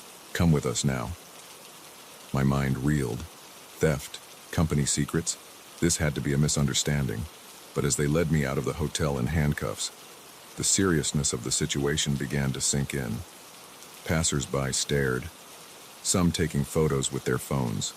I felt exposed, vulnerable, my world crumbling around me. At the police station, things went from bad to worse. The interrogation room was small and stuffy, with harsh fluorescent lighting that made my head pound. 2 detectives questioned me for hours, their English limited and my Russian non-existent. They accused me of stealing proprietary information from the Russian company we were partnering with, claiming they had evidence on my tablet. I tried to explain that I had only shown Victor some basic information, nothing proprietary, but they didn't believe me, or perhaps didn't want to believe me. They showed me documents I had never seen before, alleging they were found on my device. When I denied knowledge of them, the detectives grew angry, their questions more aggressive. As the interrogation dragged on, I asked repeatedly to contact the U.S. Embassy or a lawyer. Each time I was told, soon, soon. But soon never came. Finally, exhausted and overwhelmed, I was thrown into a holding cell. The reality of my situation hit me like a physical blow. I was alone in a foreign country, accused of a crime I didn't commit, with no idea how to prove my innocence. The next few days passed in a blur of confusion and fear. I was moved to a larger prison, processed, and assigned to a crowded cell. The other inmates eyed me warily. A foreigner, clearly out of place in this harsh environment. It was 3 days before I was finally allowed to contact the U.S. Embassy. The consular officer who visited me looked concerned, but could offer little immediate help. "We'll do what we can," she said, "but you need to understand that the Russian legal system works differently from ours. This could take time." Time. That was something I suddenly had too much of, yet not enough. Days stretched into weeks, weeks into months. My company initially supported me, hiring a local lawyer to handle my case. But as time dragged on and negative publicity mounted, their support waned. Eventually, they distanced themselves from me entirely, claiming they had no knowledge of my illegal activities. My lawyer, a tired-looking man named Dmitri, did his best, but it was clear he was fighting an uphill battle. "The evidence against you is strong," he told me during one of our meetings. "Those documents on your tablet, they're very damaging." "But I've never seen those documents before," I protested. "Someone must have planted them." Dmitri sighed. "Proving that will be difficult. In cases like these, the courts tend to favor the prosecution." As my trial date approached, I fell into despair. The possibility of spending years in a Russian prison loomed over me like a dark cloud. I thought of my family back home, my career in tatters, my life as I knew it over. But then, a glimmer of hope. During one of our meetings, Dimitri's eyes lit up with an idea. "The restaurant," he said, "where you had dinner with Victor, did it have security cameras?" I nodded, not sure where he was going with this. "If we can get that footage, we might be able to prove that Victor had access to your tablet. It's a long shot, but it could cast doubt on the prosecution's case." It was a slim chance, but it was all we had. Dmitri worked tirelessly to secure the footage, battling bureaucracy and reluctant restaurant owners. Finally, just days before the trial, we got lucky. The footage clearly showed Victor handling my tablet while I was distracted by a phone call. In the courtroom, I sat nervously as Dmitri presented our case. He argued passionately that I was the victim of a setup, possibly industrial espionage. The security footage, while not conclusive proof of my innocence, was enough to plant seeds of doubt. The trial dragged on for weeks. Every day was a test of endurance, sitting through hours of testimony in a language I didn't understand, trying to glean what I could from my lawyer's hurried translations. Finally, after what felt like an eternity, the judge rendered his verdict, not guilty. The words washed over me like a wave, relief flooding every fiber of my being. I was free. The nightmare was over. But as I walked out of the courthouse, blinking in the bright Moscow sunlight, I realized that free was a relative term. My reputation was in tatters, my career likely unsalvageable. The company I had worked so hard for had abandoned me, and the experience had left deep scars, both emotional and psychological. As I boarded the plane back to the States, I felt a mix of emotions. Relief, certainly, but also anger at the injustice I had faced, and fear of what the future held. The Moscow skyline disappeared beneath the clouds, and with it, a chapter of my life I would never forget. Back home, I tried to rebuild my life. It wasn't easy. Job interviews often ended abruptly when my Russian incident came up. Friends and even some family members seemed unsure how to act around me, as if my experience had somehow changed who I was fundamentally.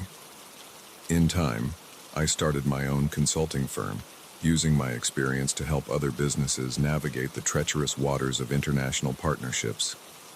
I became an advocate for reform in international business law, sharing my story as a cautionary tale. Years have passed, but the memories of those months in Russian prison still haunt me. Sometimes, I wake up in a cold sweat, my mind back in that cramped cell. The sound of keys jangling still makes my heart race. But I've also gained something from the experience, a deeper appreciation for freedom, for justice, and for the importance of integrity in business and in life. I learned the hard way that sometimes the price of success can be too high. Now, when I travel for business, I'm more cautious. I guard information carefully, trust sparingly, and always stay alert. Because I know firsthand how quickly a routine business trip can turn into a fight for freedom and justice in a foreign land.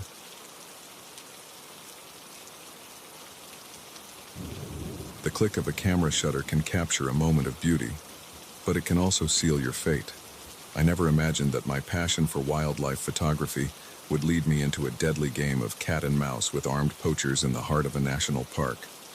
It was supposed to be the trip of a lifetime. I'd saved for years to go on a solo photography expedition to South Africa's Kruger National Park. As a wildlife enthusiast and amateur photographer, the chance to capture images of the Big Five in their natural habitat was a dream come true.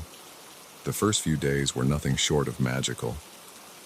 I'd managed to photograph elephants bathing in a watering hole, a pride of lions lounging in the afternoon sun, and even a pair of elusive leopards. Each click of my camera felt like I was preserving a piece of wild, untamed Africa.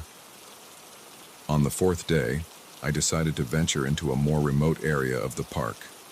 My guide, a local named Themba, had told me about a hidden spot where rhinos often gathered at dusk. The chance to photograph these endangered creatures was too good to pass up. We set out in the late afternoon, our jeep bumping along dusty trails rarely used by tourists. As the sun began to dip towards the horizon, painting the savanna in warm golden hues, Themba brought the vehicle to a stop. "We'll go on foot from here," he whispered, his eyes scanning the landscape. "Remember, absolute silence. Rhinos have poor eyesight, but their hearing is excellent." I nodded, shouldering my camera bag. We crept through the bush, the dry grass crunching softly under our feet. After about 15 minutes, Themba held up a hand, signaling me to stop. He pointed silently, and my heart leapt. There, about 100 yards away, was a group of white rhinos. Their massive gray bodies stood out against the golden grass, their horns silhouetted against the setting sun. It was a photographer's dream. I raised my camera, adjusting the settings with trembling fingers. Just as I was about to take the shot, a sharp crack echoed across the plain. It sounded like a gunshot. The rhinos scattered, disappearing into the bush with surprising speed for creatures so large. Themba grabbed my arm, his face etched with worry. "Poachers," he hissed. "We need to leave, now." But curiosity and a misplaced sense of duty overrode my common sense. "We should report this," I whispered back, "if we can get evidence." Themba shook his head vehemently, but I was already moving, creeping towards where the sound had come from. Reluctantly, he followed. As we neared a small clearing, I heard voices, men speaking in hushed, urgent tones. I peered around a large acacia tree and felt my blood run cold. 4 men stood in the clearing, armed with high-powered rifles, but it was what lay at their feet that made my stomach churn. A rhino, its magnificent horn brutally hacked off, blood staining the dusty ground. Without thinking, I raised my camera and started shooting. The rapid-fire click of the shutter seemed deafening in the tense silence. One of the men's heads snapped up, his eyes locking onto mine. For a heartbeat, time seemed to stand still. Then all hell broke loose. "Run!" Themba yelled, grabbing my arm and yanking me away. We crashed through the bush, thorns tearing at our clothes, branches whipping our faces. Behind us, I could hear shouts and the sound of pursuit. My lungs burned, and my legs felt like lead, but terror kept me moving. Themba was a few paces ahead, his knowledge of the terrain our only advantage. A gunshot rang out, the bullet splintering bark off a tree inches from my head. I ducked instinctively, nearly losing my footing. "Keep going," Themba urged, his voice strained. We ran for what felt like hours, the sounds of pursuit sometimes fading, sometimes growing alarmingly close. As darkness fell, the bush became a maze of shadows, every sound amplified by our fear. Finally, Themba pulled me into a small cave formed by an overhanging rock. We crouched there, our breathing ragged, straining to hear any sign of the poachers. "What do we do now?" I whispered, once I had caught my breath. Themba's face was grim in the dim light. "Oh, we wait. The park rangers will be looking for us by now. But so are the poachers. If they find us first." He didn't need to finish the sentence. The night stretched on endlessly. Every snapping twig, every rustle of leaves made us tense, expecting to see the barrel of a gun appear at any moment. I clutched my camera, the evidence it contained now a dangerous burden. As the first light of dawn began to filter through the trees, we heard a new sound, the distant whir of helicopter blades. Hope surged through me, but Themba remained cautious. "It could be a park ranger chopper," he whispered. "Or it could be the poachers, buyers coming to collect the horn. We can't risk moving until we're sure." So we waited, the sound growing louder, then fading, then returning. It was maddening, not knowing if it heralded rescue or doom. Suddenly, a voice crackled through a megaphone, barely audible but unmistakably speaking English. "This is Kruger Park Rangers. If you can hear this, signal your location." Relief flooded through me, but Themba held me back. "Wait," he cautioned. "It could be a trick." But as the voice repeated the message, this time mentioning my name and Themba's, we knew it was genuine. We stumbled out of our hiding place, waving our arms frantically. The helicopter spotted us quickly, landing in a nearby clearing. As rangers poured out, rifles at the ready, scanning the area for threats, I felt my knees go weak. It was over. We were safe. The debriefing at park headquarters was intense. I handed over my camera, the photos I had taken now crucial evidence in the fight against poaching. The park director, a stern-faced woman named Miriam, looked at me with a mixture of admiration and exasperation. "You took an incredibly foolish risk," she said, her tone softening slightly. "But these photos, they could make a real difference. We've suspected for some time that there was a large-scale poaching operation in the park, but we've never had solid evidence until now." In the days that followed, as I gave statements to police and park officials, the full scope of what I had stumbled upon became clear. The poachers were part of a sophisticated international syndicate, with connections reaching into high levels of government and business. My photos, along with Themba's testimony, provided the missing link the authorities needed to launch a major operation. Within weeks, arrests were made, not just of the poachers we had seen, but of corrupt officials and wealthy buyers as well. As for me, I found myself thrust into the spotlight, hailed as a hero by conservation groups. Journalists wanted interviews. Documentary filmmakers sought my story. It was overwhelming and, if I'm honest, a little frightening. A little. The poaching syndicate had long arms, and there was always the nagging fear of retaliation. But more than that, I struggled with the knowledge of what my actions had set in motion.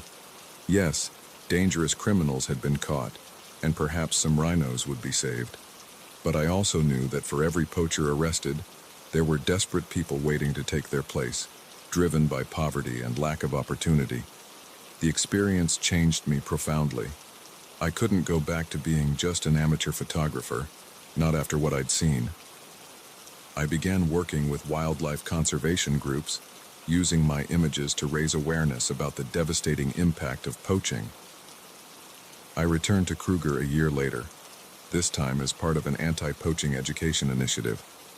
The park felt different now, still beautiful, still wild, but with an undercurrent of vulnerability I hadn't noticed before. Themba had been promoted to head ranger, his bravery and quick thinking during our ordeal recognized by park management. When we met again, there was a bond between us that went beyond words, forged in those terrifying hours of flight and hiding.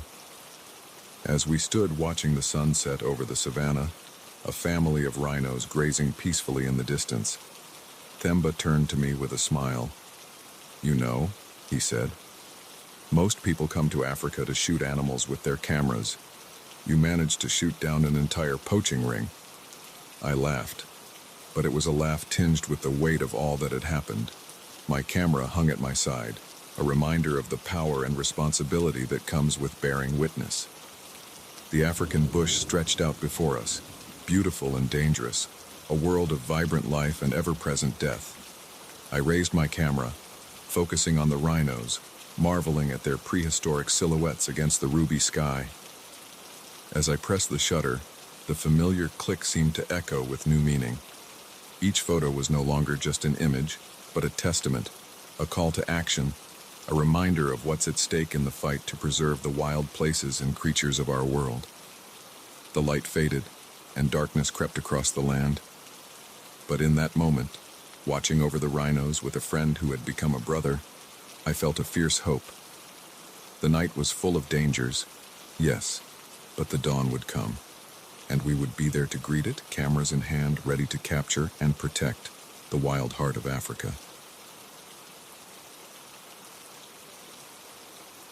The gentle rocking of a cruise ship can lull you into a false sense of security. But when you witness a murder at sea, that peaceful sway becomes the rhythm of a nightmare you can't escape. I had always dreamed of taking a Caribbean cruise. The idea of sailing through crystal-clear waters, visiting exotic islands, and indulging in endless food and entertainment seemed like the perfect escape from my mundane office job. When I finally booked my trip on the majestic seas, a luxurious liner promising the ultimate vacation experience, I was ecstatic. The first few days were everything I had hoped for and more. I lounged by the pool, sipping colorful cocktails and chatting with fellow passengers. I tried my luck at the casino, watched dazzling shows in the evening, and ate more food than I thought humanly possible. It was paradise. On the fourth night of the cruise, I decided to take a late-night stroll on the deck. The air was warm and salty, and the moon cast a silvery path across the dark waters. Most passengers were either asleep or enjoying the nightclub, leaving the deck peacefully empty. As I rounded a corner, heading towards the bow of the ship, I heard raised voices coming from one of the smaller lounges. Curiosity got the better of me, and I slowed my pace, straining to hear. "You can't do this?" A man's voice, panicked and pleading. "We had a deal." "Deals change," replied another voice, cold and menacing. "You should have known better than to try and double-cross us."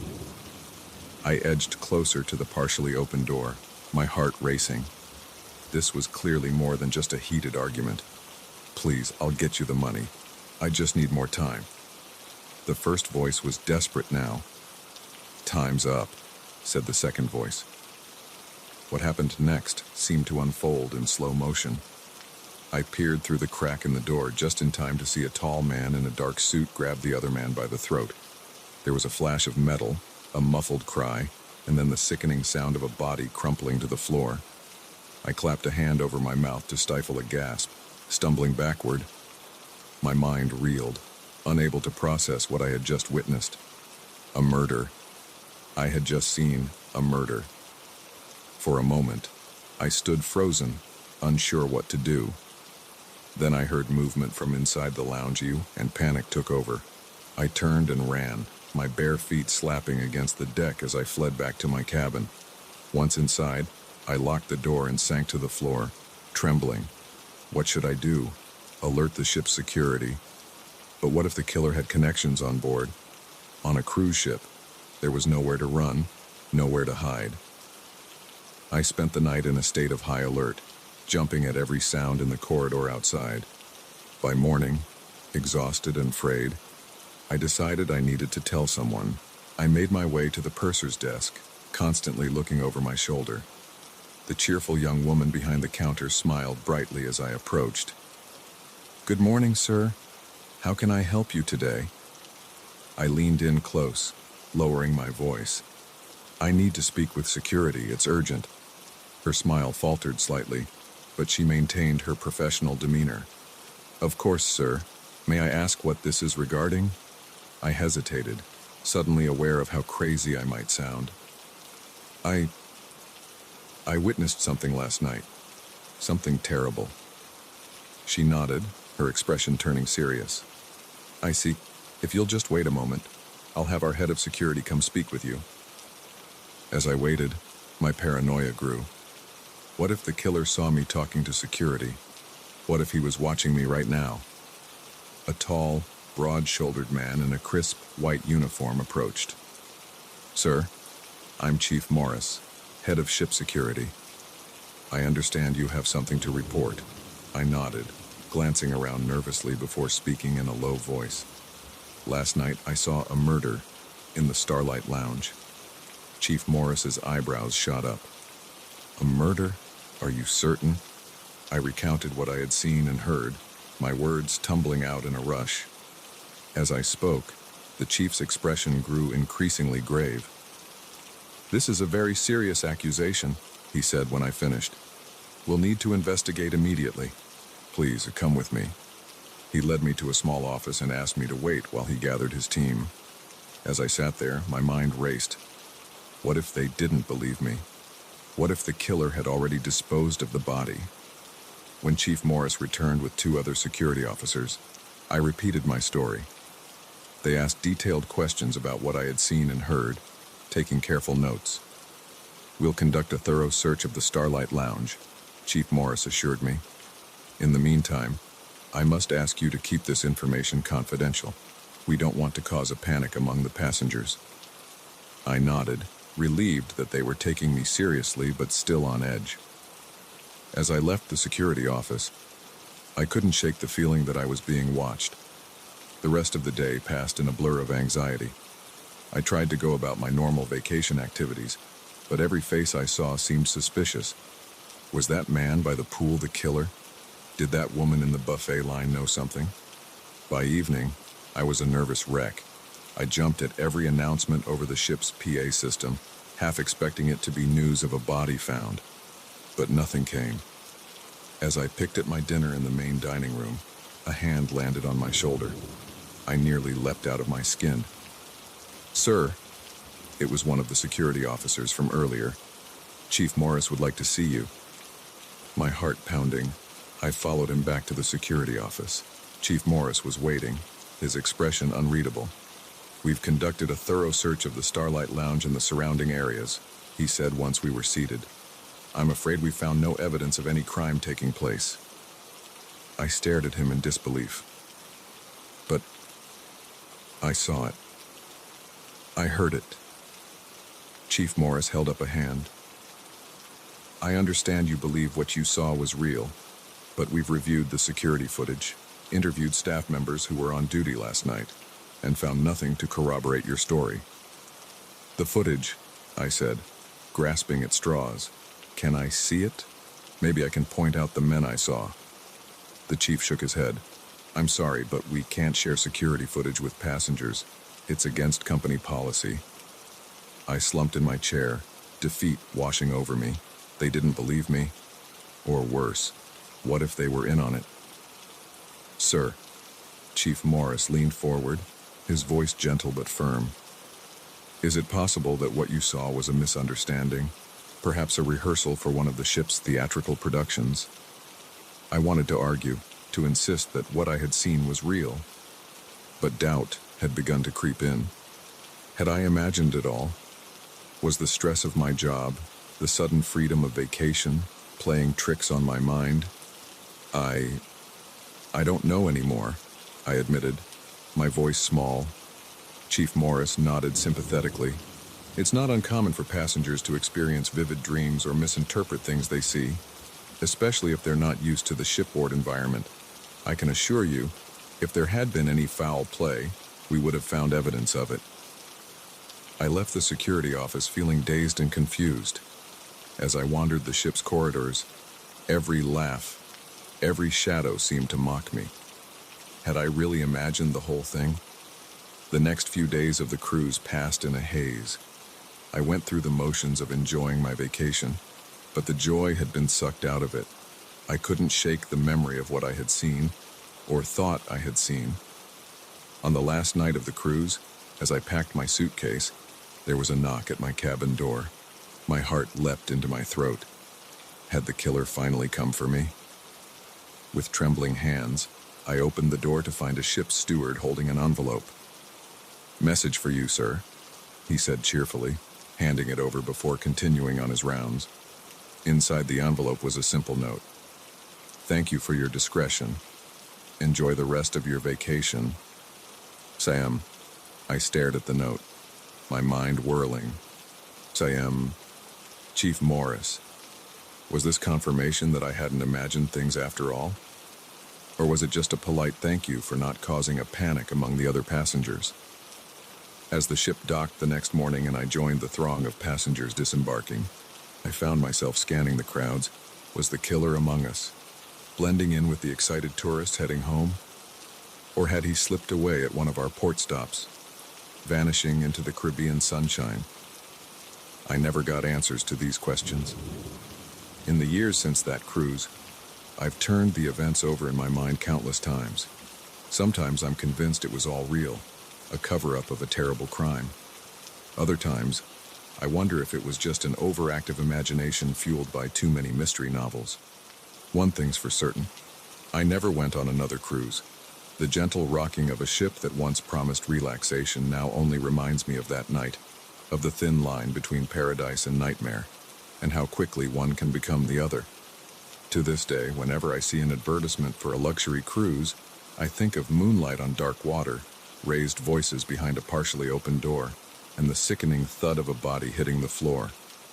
And I wonder about the secrets that might be hiding behind those glossy images of sunsets and smiling passengers. Because sometimes, the most dangerous waters are the ones you're sailing through, blissfully unaware of the darkness lurking just beneath the surface.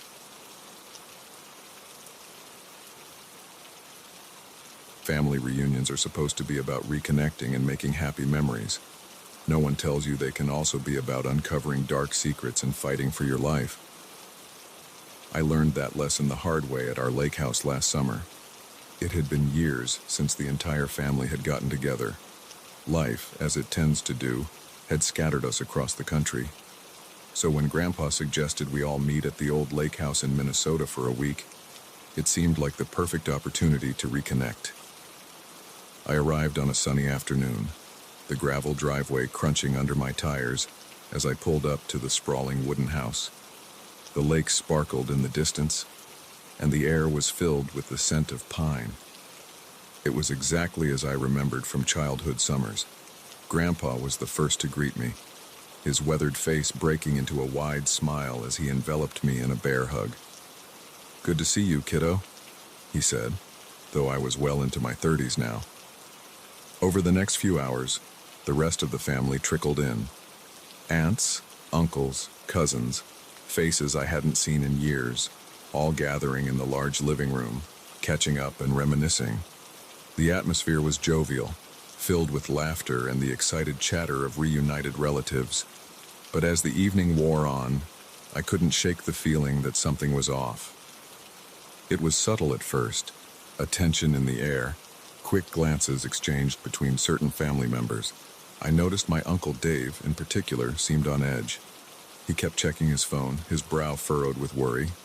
I tried to brush it off as nothing, but my journalist instincts were tingling. Years of chasing stories had honed my ability to sense when something wasn't quite right.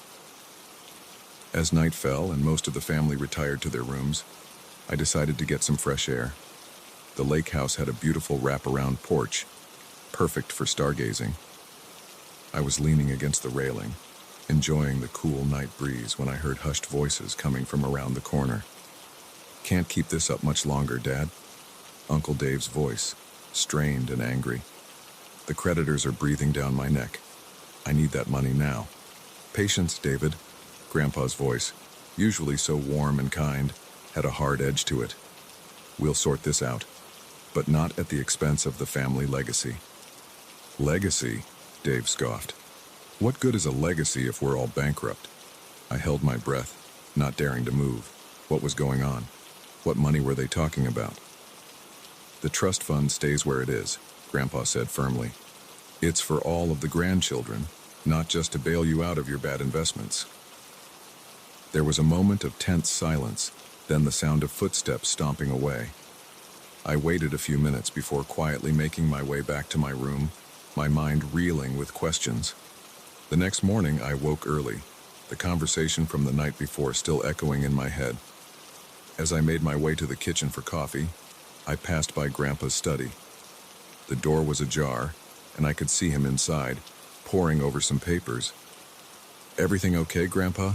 I asked, pushing the door open a bit more.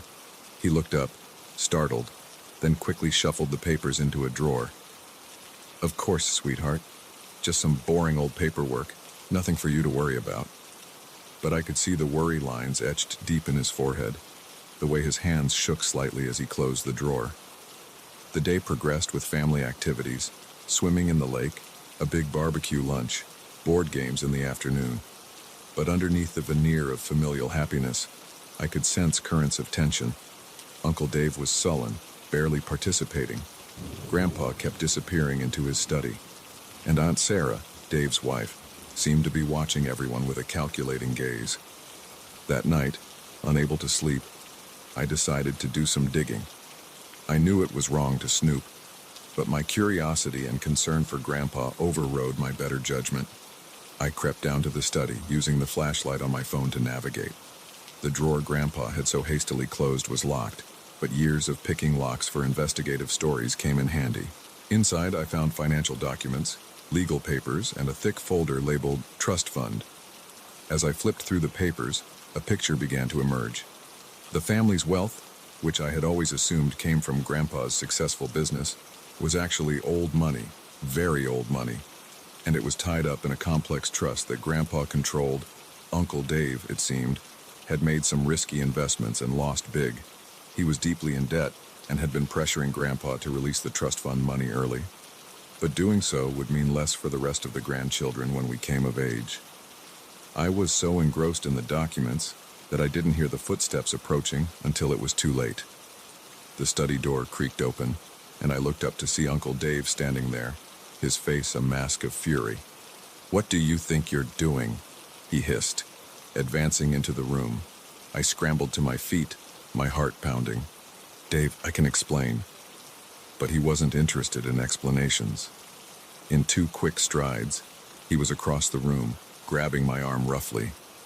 "You nosy little brat. You have no idea what you're meddling in." I tried to pull away, but his grip was like iron. "Let go of me, Dave. You're hurting me." "Oh, I'll do more than hurt you if you don't keep your mouth shut," he growled, his face inches from mine. I could smell alcohol on his breath. "This is none of your business. You understand me?" Suddenly, another voice cut through the tension. "Let her go, David." Grandpa stood in the doorway, his usually kind face hard with anger. Dave released me, stepping back. "Dad, I can explain." "Enough." Grandpa's voice cracked like a whip. "I've had enough of your excuses, your threats. This ends now." What followed was a heated argument that woke the entire house. Family members came rushing in, confusion turning to shock as the truth came out. Uncle Dave's debts, his desperate attempts to get the trust fund money, even threats he had made against Grandpa. In the chaos that ensued, I slipped out onto the porch, my head spinning. How had a simple family reunion turned into this nightmare of secrets and betrayal? As dawn broke over the lake, casting a pale light over the scene, the police arrived. Someone, I later learned it was Aunt Sarah, had called them. Uncle Dave was taken away in handcuffs, shouting accusations and threats. The rest of us sat in stunned silence in the living room as Grandpa finally told us everything. The trust fund, the family's hidden wealth, Dave's spiral into debt and desperation. It was like something out of a soap opera, except it was happening to us, to our family. "I'm sorry," Grandpa said, his voice heavy with regret. "I thought I was protecting you all by keeping this secret. I never imagined it would come to this." In the days that followed, we rallied around Grandpa. The reunion, needless to say, was cut short. But as traumatic as the experience had been, it had also brought us closer together. We talked, really talked, for the first time in years, about the secrets, about the money, about what it meant to be a family. Uncle Dave eventually pleaded guilty to charges of attempted extortion. Aunt Sarah filed for divorce. The trust fund was restructured, with more transparency and safeguards put in place. As for me, I couldn't look at our family the same way again. The rose-tinted memories of childhood summers at the lake were now colored by the knowledge of the secrets and lies that had simmered beneath the surface for years. But there was a silver lining. In uncovering the truth, in facing the darkness that had lurked in our family's shadows, we found a new strength, a new honesty in our relationships. The lake house, once a symbol of carefree summers and family unity, now stood as a reminder of how quickly things can change, how the people we think we know can surprise us, for better or worse. As I drove away at the end of that tumultuous week, I glanced in my rearview mirror at the lake house growing smaller in the distance. I realized that family isn't just about shared blood or happy memories. It's about facing the hard truths together, about choosing to stand by each other even when the facade of perfection crumbles. The next family reunion, we decided, would be held somewhere new. A fresh start, without the weight of secrets hanging over us.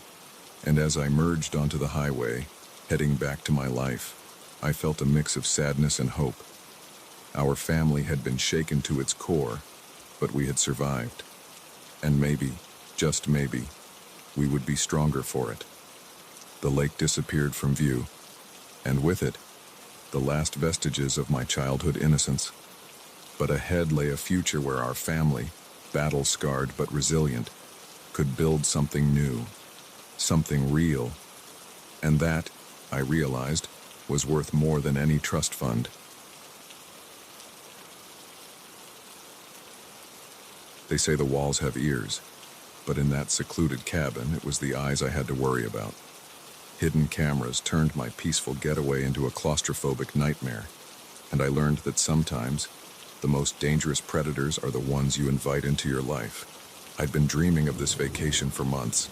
The stress of my high-pressure job in the city had been wearing me down, and the idea of a week alone in a cozy cabin, surrounded by nothing but trees and silence, seemed like heaven. When I found the listing online for a rustic retreat mile in the heart of the Adirondacks, I didn't hesitate to book it. The drive up was beautiful, the road winding through increasingly dense forest. As I pulled up to the cabin, I felt the tension in my shoulders start to ease. It was picture perfect, a sturdy log structure with a wide porch, smoke curling from the chimney. The owner, a friendly older man named John, was waiting to greet me. "Welcome to your home away from home," he said with a warm smile, handing me the keys. "Everything you need should be inside. If you need anything, I'm just a phone call away. Enjoy your stay." I thanked him and watched as he drove away, leaving me alone in the growing twilight. The silence was immediate and absolute. No car horns, no sirens, no chattering crowds, just the rustle of leaves in the breeze and the occasional bird call. I breathed deeply, savoring the pine-scented air. The interior of the cabin was just as charming as the outside. Rustic furniture, a stone fireplace, and large windows overlooking the forest. I unpacked quickly, eager to settle in and start my relaxation. That first evening was blissful. I cooked a simple meal, opened a bottle of wine, and curled up with a book by the fire. As I drifted off to sleep that night, I felt more peaceful than I had in years. The next morning, I woke early, excited to explore the surrounding woods. I spent hours hiking, marveling at the untouched beauty of the forest. When I returned to the cabin, pleasantly tired and hungry, something felt off. I couldn't put my finger on it, but the space felt different somehow. I shrugged it off, chalking it up to my city dweller paranoia. But as I moved around the cabin, the feeling persisted. It was as if the very air had changed, become charged with an unseen presence. That's when I noticed it, a small dark spot on the bookshelf, just above eye level. At first, I thought it was a knot in the wood, but as I looked closer, my blood ran cold. It was a camera lens, barely visible but unmistakable to my eyes. My heart racing, I began to search the cabin more thoroughly. In the bedroom, I found another camera hidden in the smoke detector. The bathroom had one tucked into the vent. Even the kitchen wasn't safe. A tiny lens peered out from inside the clock on the wall. Panic set in as the reality of my situation became clear. I was being watched. Every moment of privacy, every intimate act had been recorded. But by whom and why? My first instinct was to run, to jump in my car and drive as fast and as far as I could. But as I looked out the window at the darkening sky and the dense forest beyond, I realized I had no idea where I was. In my excitement for a secluded getaway, I hadn't paid much attention to the route we'd taken. My phone had no signal here, and I hadn't seen another house for miles. I was trapped. Taking a deep breath, I forced myself to think rationally. Whoever had placed these cameras clearly didn't want me to know about them. As long as I pretended everything was normal, I might be safe until I could figure out a plan. So I went through the motions of my evening routine, all the while my mind racing. Was it John, the friendly owner? Or was someone else watching? Someone who had accessed the cabin without his knowledge? That night was the longest of my life. I lay in bed, fully clothed, staring at the ceiling and jumping at every creak and groan of the old cabin.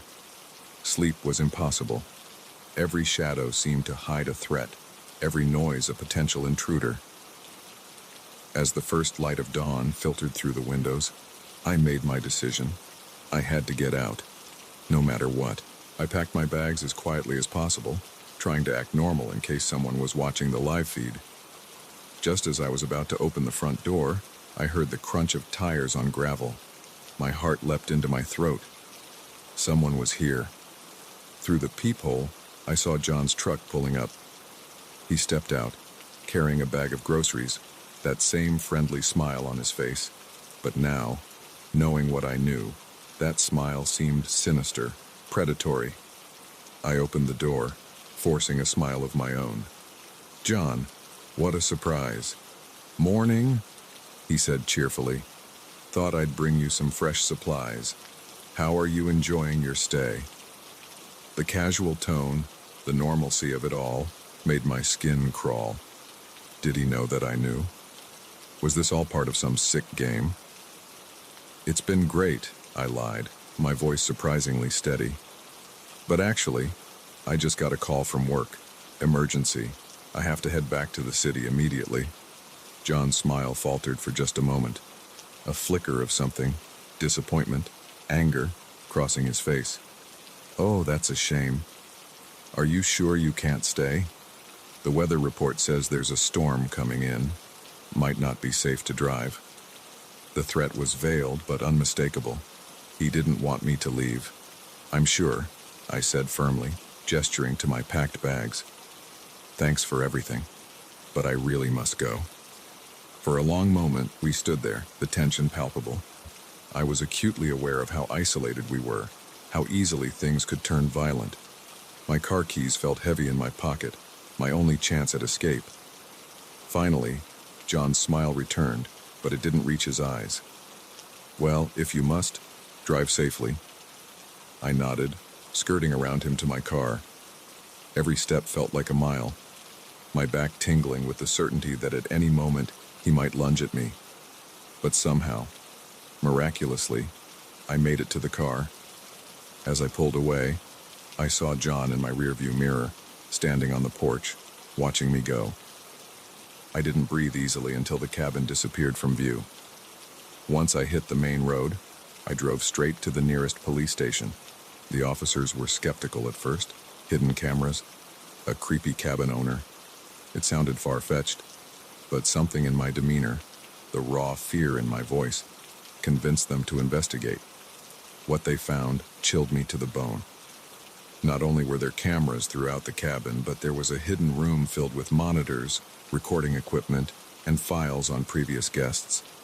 John, it turned out, had been running this scheme for years, selling the footage to the darkest corners of the internet. The investigation uncovered a network of similar operations across multiple states. My discovery had blown the lid off a massive voyeuristic crime ring. In the months that followed, as the case made its way through the courts, I struggled to regain a sense of normalcy.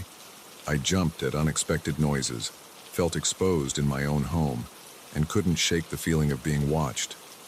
Therapy helped, as did the support of friends and family, but the experience had fundamentally changed me.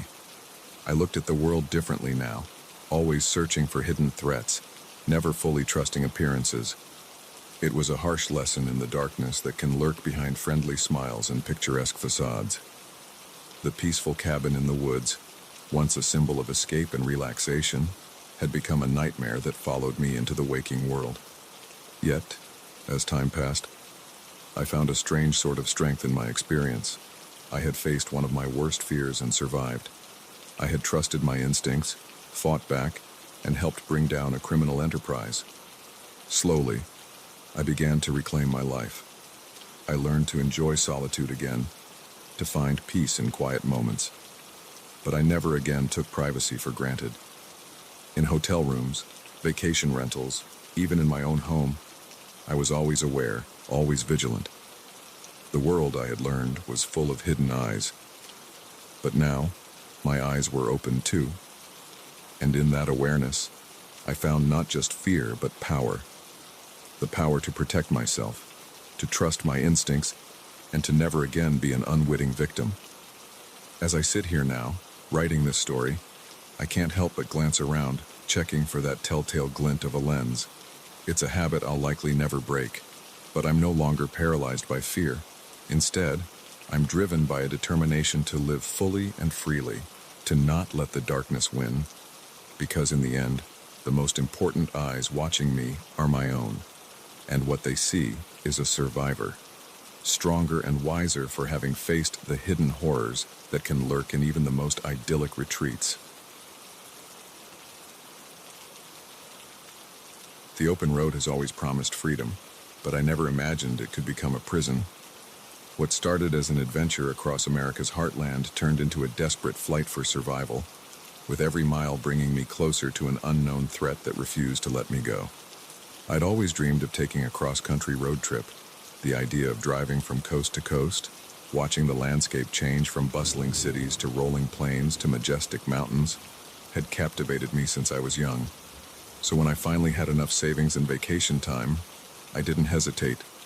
I packed up my trusty Honda Civic, made a loose itinerary, and set off from my home in Boston, heading west. The first few days were everything I had hoped for. I drove through quaint New England towns, stopped at roadside diners for slice of pie, and marveled at the changing scenery. As I crossed into the Midwest, the land opened up, and I felt a sense of freedom I had never experienced before. It was in a small town in Nebraska, about a week into my trip, that things took a turn. I had stopped for gas at a rundown station on the outskirts of town. As I was filling up my tank, I noticed a group of men lounging near a beat-up pickup truck, watching me intently. Something about their gaze made me uneasy, but I brushed it off as small-town curiosity about an out-of-state visitor. I went inside to pay and grab some snacks for the road. When I came out, the men were gone, but I could have sworn I saw their truck pulling out of the station as I walked to my car. I shook off the paranoia and hit the road again, cranking up the radio and singing along to distract myself. It wasn't until about an hour later that I noticed the truck again. It was far behind me, but I recognized the distinctive rust pattern on its hood. My heart rate picked up a bit, but I told myself it was just a coincidence. After all, There was only one major highway cutting through this part of the state. But as the miles ticked by, the truck remained a constant presence in my rearview mirror. Sometimes it would disappear for a while, only to reappear later, always keeping its distance but never quite letting me out of its sight. By the time the sun started to set, I was in a full-blown panic. I considered pulling over in the next town, maybe finding a police station. But a nagging voice in my head warned me that stopping could be dangerous. What if these men were locals? What if they had connections in the area?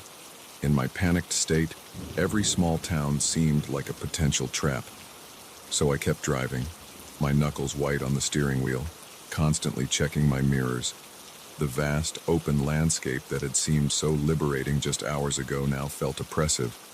There was nowhere to hide, nowhere to lose my pursuers. As night fell, I made a decision. At the next junction, instead of continuing west as planned, I turned south. It was a snap decision, one I hoped would throw off whoever was following me.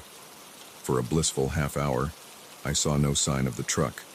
I began to relax, thinking perhaps I had imagined the whole thing.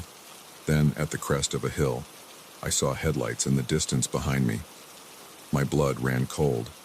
Somehow, they had found me again. I pressed down on the accelerator, pushing my little Civic harder than I ever had before. The speedometer crept past 80, then 90, but the headlights kept gaining. My car wasn't built for this kind of speed, and every bump in the road felt like it might send me flying off into the darkness. Suddenly, a new set of headlights appeared ahead of me. Another truck, similar to the one behind me, was barreling towards me head-on. I realized with horror that they were trying to box me in. With seconds to react, I did the only thing I could think of. I yanked the wheel hard to the right, sending my car off the road and onto a dirt track I had barely glimpsed in the darkness. The car bounced violently, and I feared for a moment that I would lose control. But somehow, I managed to keep it together, plunging deeper into the unknown terrain. I killed my headlights, relying only on the faint moonlight to guide me. Behind me, I could hear the roar of engines as my pursuers tried to follow. But their larger vehicles weren't as nimble on the rough ground, and slowly, the sound began to fade. I drove for what felt like hours, though it was probably only minutes. Every bump and jolt sent a spike of fear through me, certain that this would be the moment I hit a ditch or a rock and it would all be over. But somehow, miraculously, I kept going. Finally, when I could no longer hear any sign of pursuit, I allowed myself to slow down. I was completely lost, surrounded by what looked like farmland, with no idea which direction would lead me back to civilization. My hands were shaking so badly I could barely grip the wheel, and my heart was pounding so loud I was sure it could be heard for miles. I pulled to a stop in the shadow of what looked like an old barn, killed the engine, and sat in the darkness, straining my ears for any sound of approaching vehicles. But there was nothing. Just the chirping of crickets and the distant lowing of cattle. As the adrenaline began to wear off, the reality of my situation sank in. I was alone, in the middle of nowhere, being hunted by unknown assailants for reasons I couldn't begin to fathom. My mind raced with questions.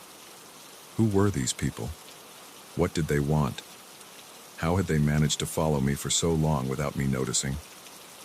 I checked my phone, hoping against hope for a signal. But there was nothing. I was truly on my own. As the first light of dawn began to creep across the sky, I made a decision. I couldn't stay here, and I couldn't go back the way I had come. My only option was to push forward and try to find help. I started the car, wincing at how loud the engine seemed in the pre-dawn quiet air, and began to drive.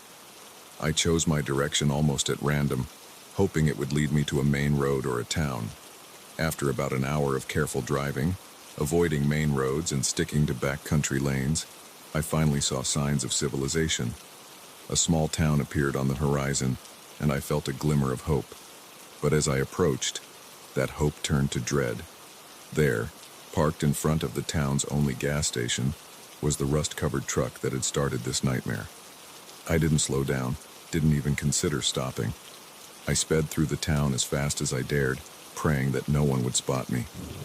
In my rearview mirror, I saw a figure emerge from the gas station, pointing in my direction. Moments later, the truck's engine roared to life, and so the chase began again. I pushed my car to its limits, taking turns at dangerous speeds, constantly looking for any opportunity to lose my pursuers. But they seemed to know the area better than I did, anticipating my moves, always managing to stay on my tail. It wasn't until I crossed the state line into Colorado that I finally managed to shake them. The mountains provided cover, and the winding roads allowed me to use my car's smaller size to my advantage. By the time I reached Denver, I was exhausted, terrified, and completely paranoid. I went straight to the police station, but my story sounded insane even to my own ears. A mysterious group of men chasing me across multiple states for no apparent reason. The officers were skeptical, to say the least. They took my statement, but I could tell they didn't really believe me. I couldn't blame them. If someone had told me this story a week ago, I wouldn't have believed it either. In the end, I abandoned my road trip plans. I sold my car, bought a plane ticket, and flew home, constantly looking over my shoulder in the airport, half expecting to see those men appear at any moment. Back in Boston, I tried to resume my normal life, but something had fundamentally changed. I couldn't shake the feeling of being watched, of being hunted. I became hyper-aware of my surroundings, always looking for potential threats, always planning escape routes.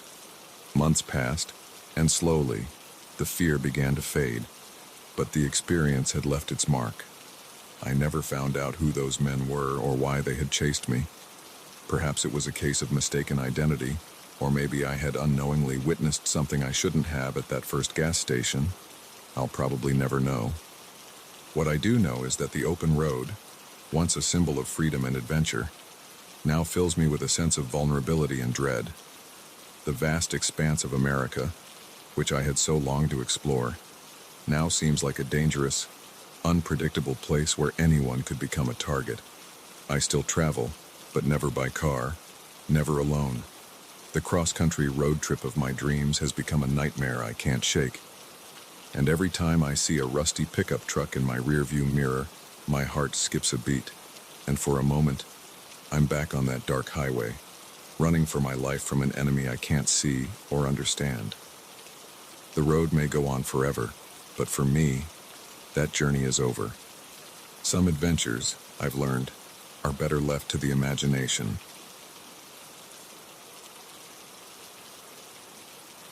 The line between adventure and nightmare is thinner than you'd think. One wrong turn, one misunderstood word, and suddenly you're fighting for your life against people who see you as a trespasser in their domain. I learned this lesson the hard way in the Appalachian Mountains, where a quest for solitude became a desperate struggle for survival. I'd always been drawn to the idea of solo camping. There's something alluring about being alone in nature, relying solely on your own skills and instincts. So when I found myself with a week of unexpected vacation time, I didn't hesitate. I packed my gear, threw it in my old camper van, and headed for the Appalachians. The drive was beautiful, winding roads taking me deeper into the mountains. As the towns grew smaller and farther apart, I felt the weight of my everyday life lifting off my shoulders. This was exactly what I needed, a complete disconnect from the world. I had a vague destination in mind, a remote area I'd read about online. It was off the beaten path, promising solitude and unspoiled wilderness. As I turned onto an unmarked dirt road, leaving the last signs of civilization behind, a thrill of excitement ran through me. The road got rougher the further I went, my van bouncing over rocks and ruts, but I pressed on, determined to find the perfect spot. As the sun began to set, casting long shadows through the trees, I finally found it. A small clearing near a babbling stream, surrounded by towering pines. I set up camp quickly, eager to settle in for the night. As darkness fell, I sat by my small campfire, listening to the night sounds of the forest. The crackling of the fire, the gentle rush of the stream, the occasional hoot of an owl. It was perfect. I fell asleep that night feeling more at peace than I had in years. The next morning, I woke early, eager to explore. I spent the day hiking, marveling at the untouched beauty around me. By late afternoon, tired but content, I headed back to my campsite. That's when things started to go wrong. As I approached my van, I noticed something was off. The door was slightly ajar, and I was certain I'd locked it. My heart rate picked up as I cautiously approached. Had an animal gotten in? Or worse, another person? I peered inside, and my blood ran cold. The interior had been ransacked. My belongings were strewn about, and several items were missing, including my phone and car keys. Before I could process what this meant, I heard voices in the distance. Gruff, angry voices, getting closer. I ducked behind the van, trying to control my panicked breathing. I'm telling ya, I saw smoke from a campfire round here yesterday. One voice said, "Gotta be one of them city folks trespassing again." "Well, they picked the wrong mountain to mess with," another replied. "Let's show them what happens to folks who don't respect private property." My mind raced. Private property. But this was public land, wasn't it? I'd researched it. I was sure. But as the voices got closer, I realized that my certainty didn't matter. These people believed I was trespassing, and they didn't sound like the type to listen to reason. I had seconds to make a decision. My van was useless without the keys, and I had no way to call for help. My only option was to run and hope I could lose them in the forest. I grabbed my backpack, thankful I'd left it outside the van, and took off into the woods as quietly as I could. Behind me, I heard shouts of discovery as they found my campsite. "Hey, there's someone here. Find him." The sound of heavy footsteps crashing through the underbrush spurred me on. I ran blindly, my only thought to put as much distance between myself and my pursuers as possible. As I ran, branches whipped at my face. Roots threatened to trip me at every step, but fear gave me speed and agility I didn't know I possessed. I could hear them behind me, their angry shouts echoing through the trees. I don't know how long I ran. Time lost all meaning in that desperate flight. But eventually the sounds of pursuit faded, and I allowed myself to slow down. My lungs burned, and my legs felt like jelly. I collapsed behind a large fallen tree, trying to catch my breath and figure out what to do next. As my panic subsided, the reality of my situation sank in. I was lost in an unfamiliar forest, with no phone, no car, and no real supplies beyond what was in my small day pack. And somewhere out there, an unknown number of hostile locals were hunting for me. I took stock of what I had: a half-empty water bottle, a few granola bars, a small first aid kit, and a lighter. It wasn't much, but it would have to do. As night fell, the temperature dropped rapidly. I was afraid to start a fire, worried it would give away my position. Instead, I huddled in the hollow of a large tree, shivering and jumping at every sound. The night seemed endless. Every snapping twig, every rustle of leaves sounded like approaching footsteps. I dozed fitfully, never fully falling asleep, always on high alert. When dawn finally broke, I was exhausted but alive. I knew I needed to find my way back to civilization, but I had no idea which direction to go. The sun was rising, so I knew east, but beyond that, I was lost. I picked a direction and started walking, trying to be as quiet as possible. Every so often, I thought I heard voices in the distance, but I couldn't be sure if it was real or just my paranoia. As the day wore on, thirst became my biggest problem. I rationed my water carefully, but by afternoon, the bottle was empty. I remembered from some long-ago survival class that following a stream downhill often led to larger bodies of water and potentially to civilization. So when I came across a small creek, I decided to follow it. The going was tough. The terrain was rocky and steep, and I had to stop often to rest. But the fear of being found kept me moving. It was nearing sunset when I heard the unmistakable sound of voices again. This time, I was sure it wasn't my imagination. They were closer now, and there were more of them. I saw something move down by the creek, a voice called out. "Spread out. Don't let them get away. Panic surged through me. They were too close. I couldn't outrun them. Not in this terrain. Not in my exhausted state. Desperate, I looked for somewhere to hide. That's when I spotted it. A small opening in the rocky hillside. A cave, or at least a deep crevice. Without hesitation, I squeezed inside. The space was tight and pitch black. I could barely move, but I was hidden. I held my breath as I heard footsteps approaching. "You sure you saw something?" A voice said, so close it made me flinch. "I'm telling you, there was movement." Another replied, "Crafty son of a bitch must have found a hiding spot."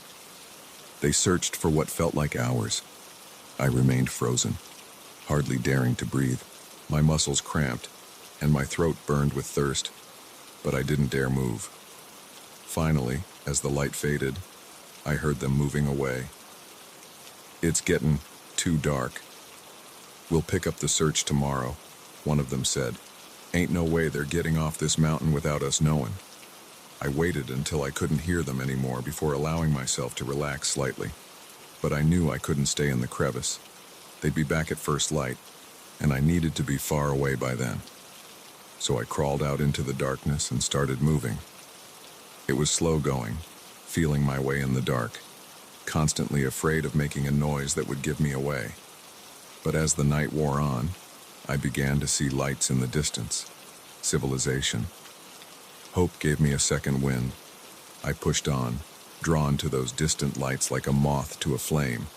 As dawn broke, I stumbled onto a paved road. An hour later, a car driven by a startled early morning commuter picked me up and took me to the nearest police station. The authorities were skeptical of my story at first, but when they ran the plates on my abandoned van and discovered it was on private property, things started to make sense. It turned out the public land I'd found online was outdated information.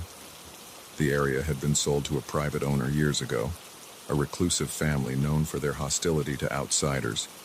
In the end, I was lucky. I got off with a warning for trespassing, and the police recovered my van and belongings. But the experience left me shaken to my core. I still love nature, still feel the call of the wild, but now I approach it with a newfound respect and caution. I double and triple check my information, always let someone know where I'm going, and I never, ever venture into unfamiliar territory alone, because I learned the hard way that sometimes the greatest dangers in the wilderness aren't the animals or the elements. Sometimes the most dangerous thing out there is other people, people who see you as a threat to their way of life. And in those remote places, where the law feels distant and personal justice reigns, a simple misunderstanding can turn deadly in the blink of an eye. The mountains still call to me, but now I hear a warning in their whispers, a reminder that the line between adventure and nightmare is razor thin, and it's all too easy to find yourself on the wrong side of it.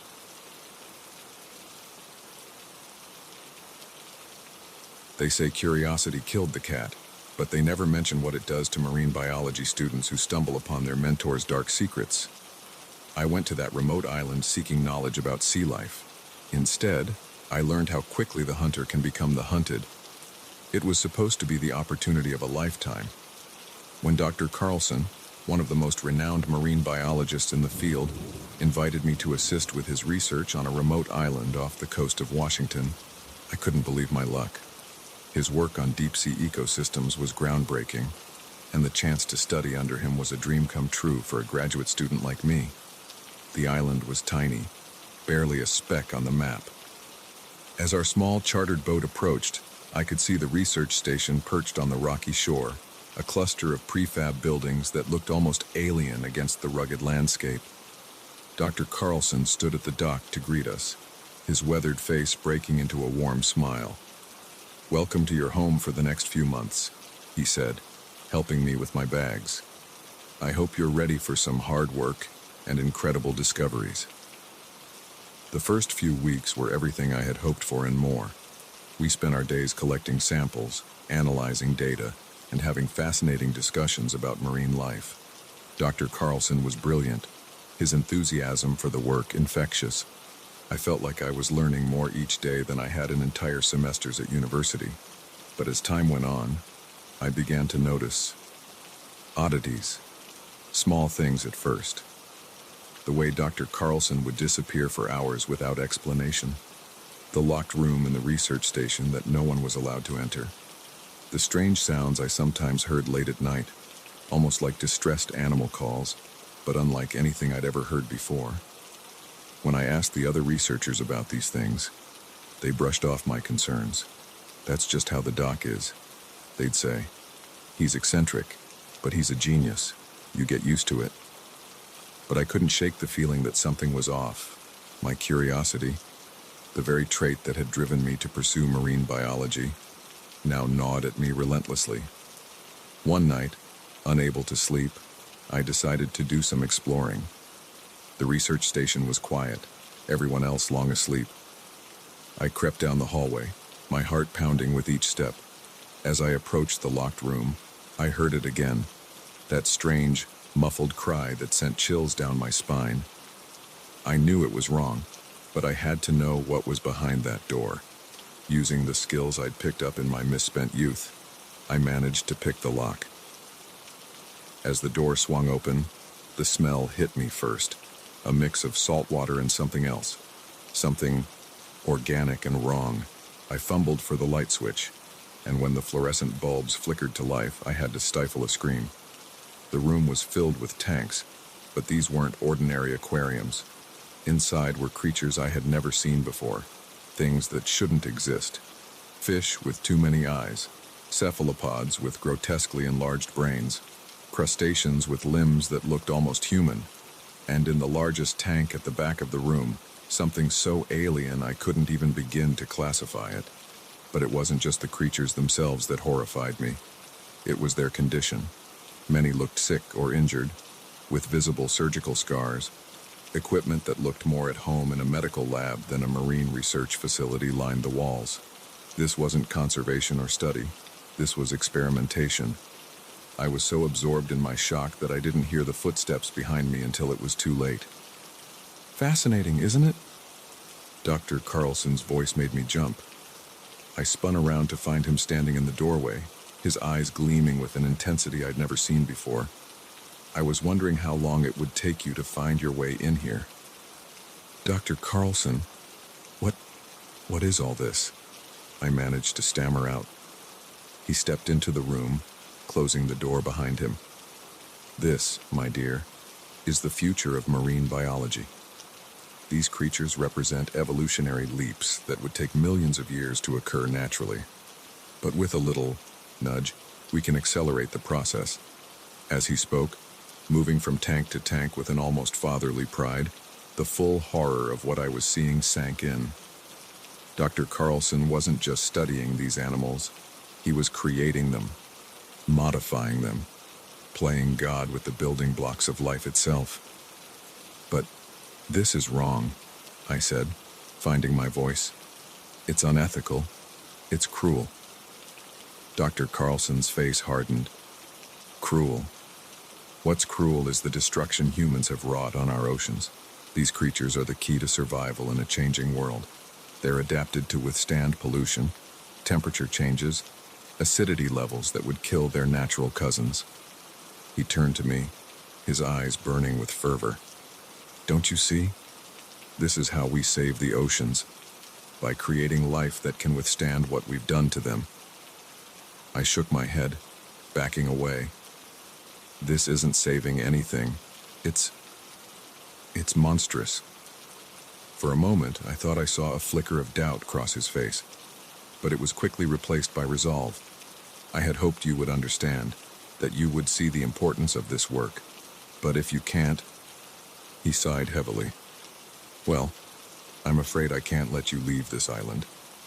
The threat in his words was clear. My mind raced, trying to think of a way out, but I was trapped. Trapped on an island with a man I now realized was dangerously unhinged, surrounded by others who either agreed with him or were too afraid to speak up. What are you going to do? I asked, trying to keep my voice steady. Dr. Carlson smiled, but it was a cold, clinical expression. Do. Why? I'm going to give you the opportunity to contribute to science in the most profound way possible. Your young, healthy body will be perfect for my next series of experiments. Terror surged through me. I looked around frantically for something, anything I could use as a weapon. But before I could move, I felt a sharp prick in my neck. I turned to see one of the other researchers standing behind me, an empty syringe in his hand. "I'm sorry," he mumbled, not meeting my eyes. "But the work is too important." As the sedative took hold, my legs gave way. The last thing I saw before darkness claimed me was Dr. Carlson leaning over me, his face a mask of scientific curiosity. I don't know how long I was unconscious. When I came to be, I was strapped to a table in a different room, one that looked like a cross between an operating theater and a mad scientist lab from a horror movie. The other researchers were there, prepping equipment, avoiding my gaze.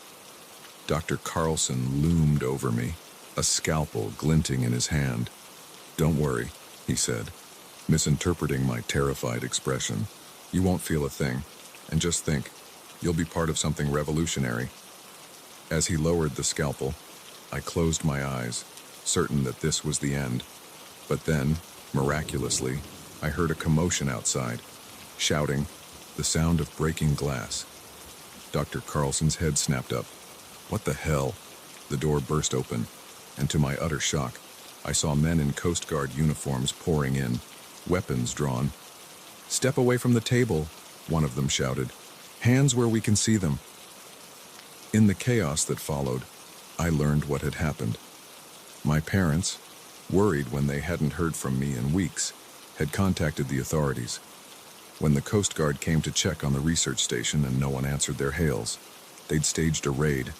The next few days were a blur of debriefings, medical checkups, and police statements.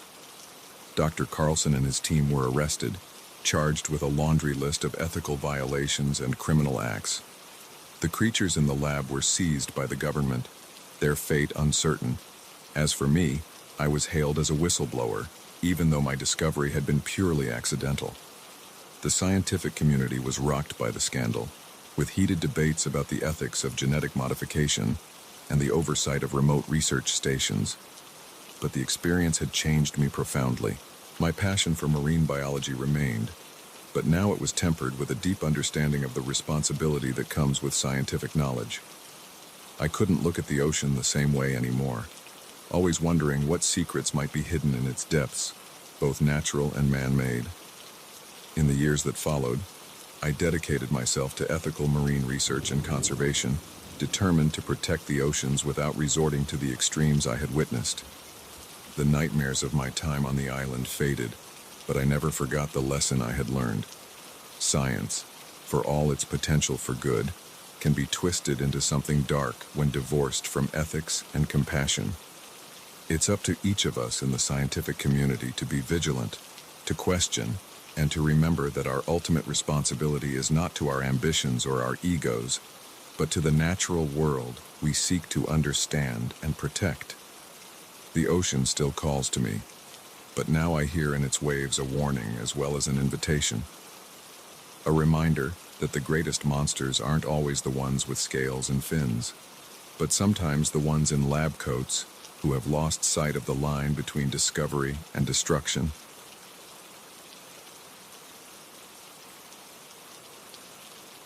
They say eavesdroppers never hear anything good about themselves. But what I overheard that night in the Hungarian countryside wasn't about me. It was something far worse, something that turned my peaceful camping trip into a desperate fight for survival. I'd always been drawn to the idea of stealth camping. There's something thrilling about setting up camp in a secluded spot, far from designated campgrounds and prying eyes. So when I planned my backpacking trip through Europe, I made sure to include some off-the-beaten-path adventures in my itinerary. Hungary wasn't originally on my list, but a fellow traveler I met in Vienna raved about the beautiful countryside and suggested I give it a try. "There's this perfect spot," he said, marking a location on my map. "Totally secluded, amazing views. You'll love it." I should have known better than to trust the advice of a stranger, but the promise of solitude, and unspoiled nature was too tempting to resist. So I found myself on a local bus, heading deep into the Hungarian countryside, my backpack stuffed with camping gear and a few days' worth of supplies. The bus dropped me off at a small village that seemed frozen in time. Elderly women in headscarves watched curiously as I adjusted my backpack and consulted my map. I smiled and waved, trying to appear friendly and non-threatening, before setting off down a dirt road that led into the rolling hills beyond the village. The hike was beautiful. Fields of golden wheat swayed in the breeze, punctuated by patches of wildflowers. In the distance, I could see dense forests crowning the hills. As the sun began to set, casting long shadows across the landscape, I found the spot my fellow traveler had recommended. It was perfect, a small clearing on the edge of the forest, overlooking a valley. I could see for miles, the countryside bathed in the warm glow of the setting sun. I quickly set up my tent and prepared a simple dinner on my camping stove, feeling utterly at peace. As night fell, I crawled into my tent, exhausted from the day's hike, but deeply content. The only sounds were the gentle rustling of leaves and the occasional hoot of an owl. I drifted off to sleep, looking forward to exploring more of this beautiful area in the morning. I'm not sure what woke me. Maybe it was some primal instinct, a sixth sense that danger was near. But suddenly, I was wide awake, my heart pounding. Something was wrong. Then I heard it. Voices, men's voices, speaking in low, urgent tones. They were close, just on the other side of the thin fabric of my tent. I held my breath, straining to listen. The voices were speaking Hungarian, a language I didn't understand, but their tone was clear enough. They were angry, agitated. I caught a few words that sounded like English names, and something that might have been American. Slowly, carefully, I peered out of my tent. In the moonlight, I could make out 3 men standing a few yards away. They were dressed in dark clothes, and even in the dim light, I could see they were armed. One of them was gesturing angrily, jabbing his finger at a map. I ducked back inside, my mind racing. Who were these men? What were they doing out here in the middle of the night? And why did they sound so angry about Americans? I knew I needed to get out of there, fast. But how? My tent was the only thing between me and them. If I tried to pack up, they'd hear me for sure. As I weighed my options, I heard a sound that made my blood run cold. The click of a gun being cocked, followed by words I did understand. Check the tent.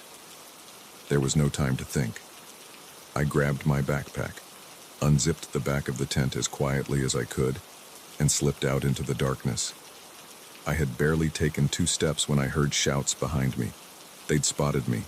I ran. I ran like I'd never run before, crashing through the underbrush, branches whipping at my face. I could hear them behind me, their heavy footsteps and angry shouts spurring me on. I had no idea where I was going. The moonlight that had seemed so beautiful earlier now cast confusing shadows, making every tree look the same. But I didn't dare stop to get my bearing. I just kept running, driven by pure adrenaline and fear. At one point, I heard a gunshot ring out, the sound echoing through the hills. I ducked instinctively, nearly losing my footing on the uneven ground. They were shooting at me. This wasn't just some misunderstanding. These men wanted me dead. I don't know how long I ran. Time lost all meaning in that desperate flight. But eventually, I realized I couldn't hear them anymore. I slowed down, my lungs burning, trying to catch my breath while still listening for any sign of pursuit. Nothing. Just the sound of my own ragged breathing and the nocturnal noises of the forest. I allowed myself to stop, slumping against a tree. As the adrenaline wore off, the reality of my situation hit me. I was lost in a foreign country, in the middle of the night, with no idea where I was or where to go. And somewhere out there, armed men were looking for me. I needed to find help, but where? I couldn't go back to the village. For all I knew, these men could be from there. I had no phone signal, no way to call for help. I was on my own. As the first light of dawn began to filter through the trees, I made a decision. I needed to keep moving. Staying in one place was too risky. I oriented myself using the rising sun and started walking, hoping to find a road, a house, anything that might lead to safety. The day wore on, and I kept walking. My feet were blistered, my body ached, and thirst clawed at my throat. But fear kept me going. Every snapping twig made me jump. Every distant sound had me ducking for cover. It was late afternoon when I finally heard something that gave me hope. The distant rumble of a vehicle. I moved towards the sound cautiously, ready to hide at the first sign of danger. I emerged from the trees to find a narrow paved road. And there, in the distance, was a car approaching. I hesitated for a moment. What if it was them? But I was out of options. I needed help. I stepped out onto the road and waved my arms frantically. The car, an old Fiat, slowed to a stop. An elderly couple peered out at me, their faces a mix of concern and wariness. In my broken Hungarian, supplemented with a lot of gesturing, I tried to explain that I was lost, that I needed help. The woman's eyes softened, and she said something to her husband. He nodded, and they motioned for me to get in. As we drove, I tried to explain more about what had happened, but the language barrier was too great. They seemed to understand I was in some kind of trouble, though, and the woman patted my hand reassuringly. They took me to the nearest police station in a small town I didn't catch the name of. There, with the help of a translator, I told my story. The police were skeptical at first. A foreign tourist claiming armed men had chased him through the forest sounded far-fetched, I'm sure. But as they investigated, things started to come together. There had been reports of smugglers operating in the area, using the remote countryside to move contraband across borders. The men I had encountered were likely part of this operation, and I had stumbled into the wrong place at the wrong time. The next few days were a blur of police statements, embassy visits, and arrangements to get home.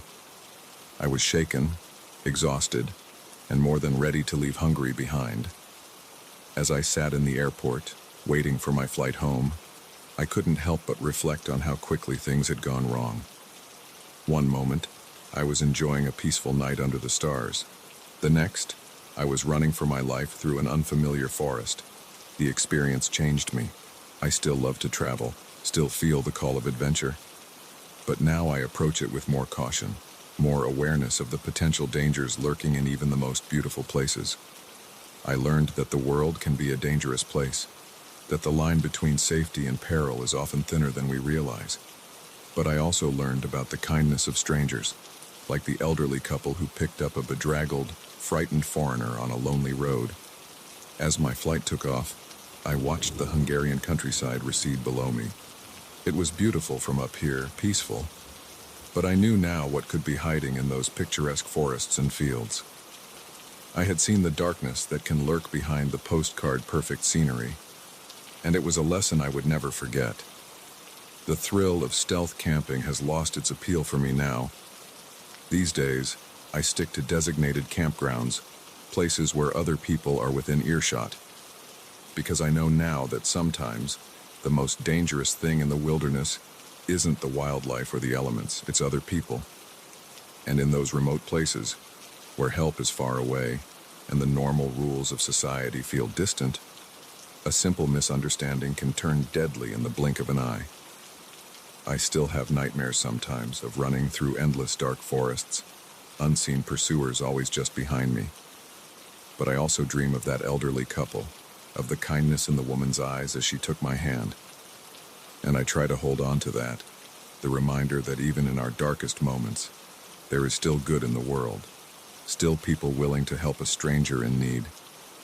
It's a balance, I've learned, between adventure and caution, between trusting others and protecting yourself. Finding that balance isn't easy, but it's a journey I'm still on, one careful step at a time.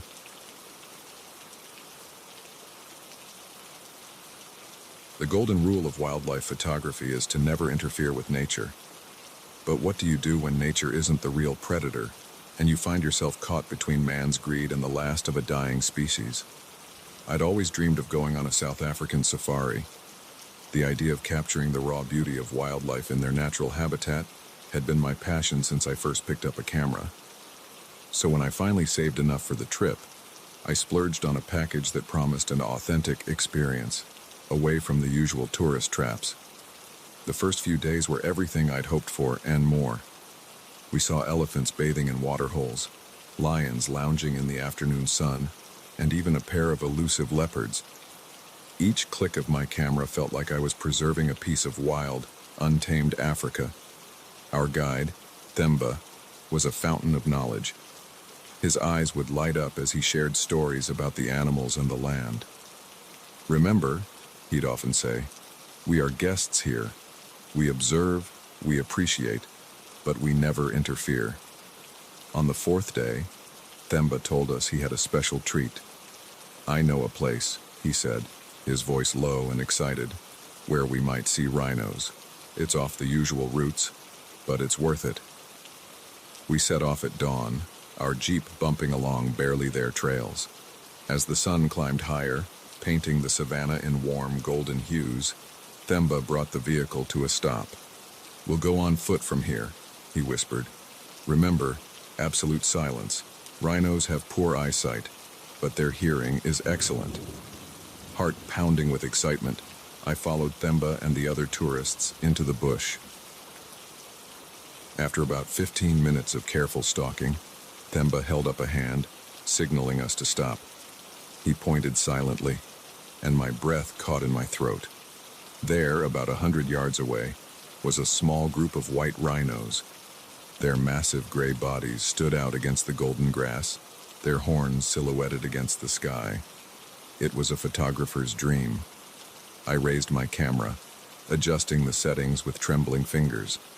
Just as I was about to take the shot, a sharp crack echoed across the plain. It sounded like a gunshot. The rhinos scattered, disappearing into the bush with surprising speed for creatures so large. Themba's face had gone pale. "Poachers," he hissed. "We need to leave, now." But curiosity and a misplaced sense of duty overrode my common sense. "We should report this," I whispered back. "If we can get evidence." Themba shook his head vehemently, but I was already moving, creeping towards where the sound had come from. Reluctantly, he followed. As we neared a small clearing, I heard voices, men speaking in hushed, urgent tones. I peered around a large acacia tree and felt my blood run cold. 4 men stood in the clearing, armed with high-powered rifles, but it was what lay at their feet that made my stomach churn. A rhino, its magnificent horn brutally hacked off, blood staining the dusty ground. Without thinking, I raised my camera and started shooting. The rapid-fire click of the shutter seemed deafening in the tense silence. One of the men's heads snapped up, his eyes locking onto mine. For a heartbeat, time seemed to stand still. Then all hell broke loose. "Run!" Themba yelled, grabbing my arm and yanking me away. We crashed through the bush, thorns tearing at our clothes, branches whipping our faces. Behind us, I could hear shouts and the sound of pursuit. My lungs burned, and my legs felt like lead, but terror kept me moving. Themba was a few paces ahead, his knowledge of the terrain our only advantage. A gunshot rang out, the bullet splintering bark off a tree inches from my head. I ducked instinctively, nearly losing my footing. "Keep going," Themba urged, his voice strained. We ran for what felt like hours, the sounds of pursuit sometimes fading, sometimes growing alarmingly close. As darkness fell, the bush became a maze of shadows, every sound amplified by our fear. Finally, Themba pulled me into a small cave formed by an overhanging rock. We crouched there, our breathing ragged, straining to hear any sign of the poachers. "What do we do now?" I whispered, once I had caught my breath. Themba's face was grim in the dim light. "We wait. The park rangers will be looking for us by now. But so are the poachers, if they find us first." He didn't need to finish the sentence. The night stretched on endlessly. Every snapping twig, every rustle of leaves made us tense. expecting to see the barrel of a gun appear at any moment. I clutched my camera, the evidence it contained now a dangerous burden. As the first light of dawn began to filter through the trees, we heard a new sound, the distant whir of helicopter blades. Hope surged through me, but Themba remained cautious. "It could be a park ranger chopper," he whispered, "or it could be the poachers' buyers coming to collect the horn. We can't risk moving until we're sure." So we waited, the sound growing louder, then fading, then returning. It was maddening, not knowing if it heralded rescue or doom. Suddenly, a voice crackled through a megaphone, barely audible but unmistakably speaking English. "This is Kruger Park Rangers. If you can hear this, signal your location." Relief flooded through me, but Themba held me back. "Wait," he cautioned. "It could be a trick." But as the voice repeated the message, and this time mentioning my name and Themba's, we knew it was genuine. We stumbled out of our hiding place, waving our arms frantically. The helicopter spotted us quickly, landing in a nearby clearing. As rangers poured out, rifles at the ready, scanning the area for threats, I felt my knees go weak. It was over. We were safe. The debriefing at park headquarters was intense. I handed over my camera, the photos I had taken now crucial evidence in the fight against poaching. The park director, a stern-faced woman named Miriam, looked at me with a mixture of admiration and exasperation. "You took an incredibly foolish risk," she said, her tone softening slightly. "But these photos, they could make a real difference.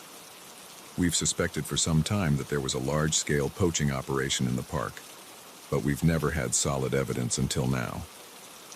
In the days that followed, as I gave statements to police and park officials, the full scope of what I had stumbled upon became clear. The poachers were part of a sophisticated international syndicate, with connections reaching into high levels of government and business. My photos, along with Themba's testimony, provided the missing link the authorities needed to launch a major operation. Within weeks, arrests were made, not just of the poachers we had seen, but of corrupt officials and wealthy buyers as well. As for me, I found myself thrust into the spotlight, hailed as a hero by conservation groups. Journalists wanted interviews. Documentary filmmakers sought my story. It was overwhelming and, if I'm honest, a little frightening. The poaching syndicate had long arms, and there was always the nagging fear of retaliation. But more than that, I struggled with the knowledge of what my actions had set in motion. Yes, dangerous criminals had been caught, and perhaps some rhinos would be saved. But I also knew that for every poacher arrested, there were desperate people waiting to take their place, driven by poverty and lack of opportunity. The experience changed me profoundly. I couldn't go back to being just an amateur photographer, not after what I'd seen. I began working with wildlife conservation groups, using my images to raise awareness about the devastating impact of poaching. I returned to Kruger a year later, this time as part of an anti-poaching education initiative. The park felt different now, still beautiful, still wild, but with an undercurrent of vulnerability I hadn't noticed before. Themba had been promoted to head ranger, his bravery and quick thinking during our ordeal recognized by park management. When we met again, there was a bond between us that went beyond words, forged in those terrifying hours of flight and hiding. As we stood watching the sun set over the savannah, a family of rhinos grazing peacefully in the distance, Themba turned to me with a smile. "You know," he said, "most people come to Africa to shoot animals with their cameras. You managed to shoot down an entire poaching ring." I laughed, but it was a laugh tinged with the weight of all that had happened.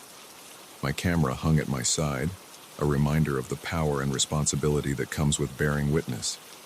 The African bush stretched out before us, beautiful and dangerous, a world of vibrant life and ever-present death.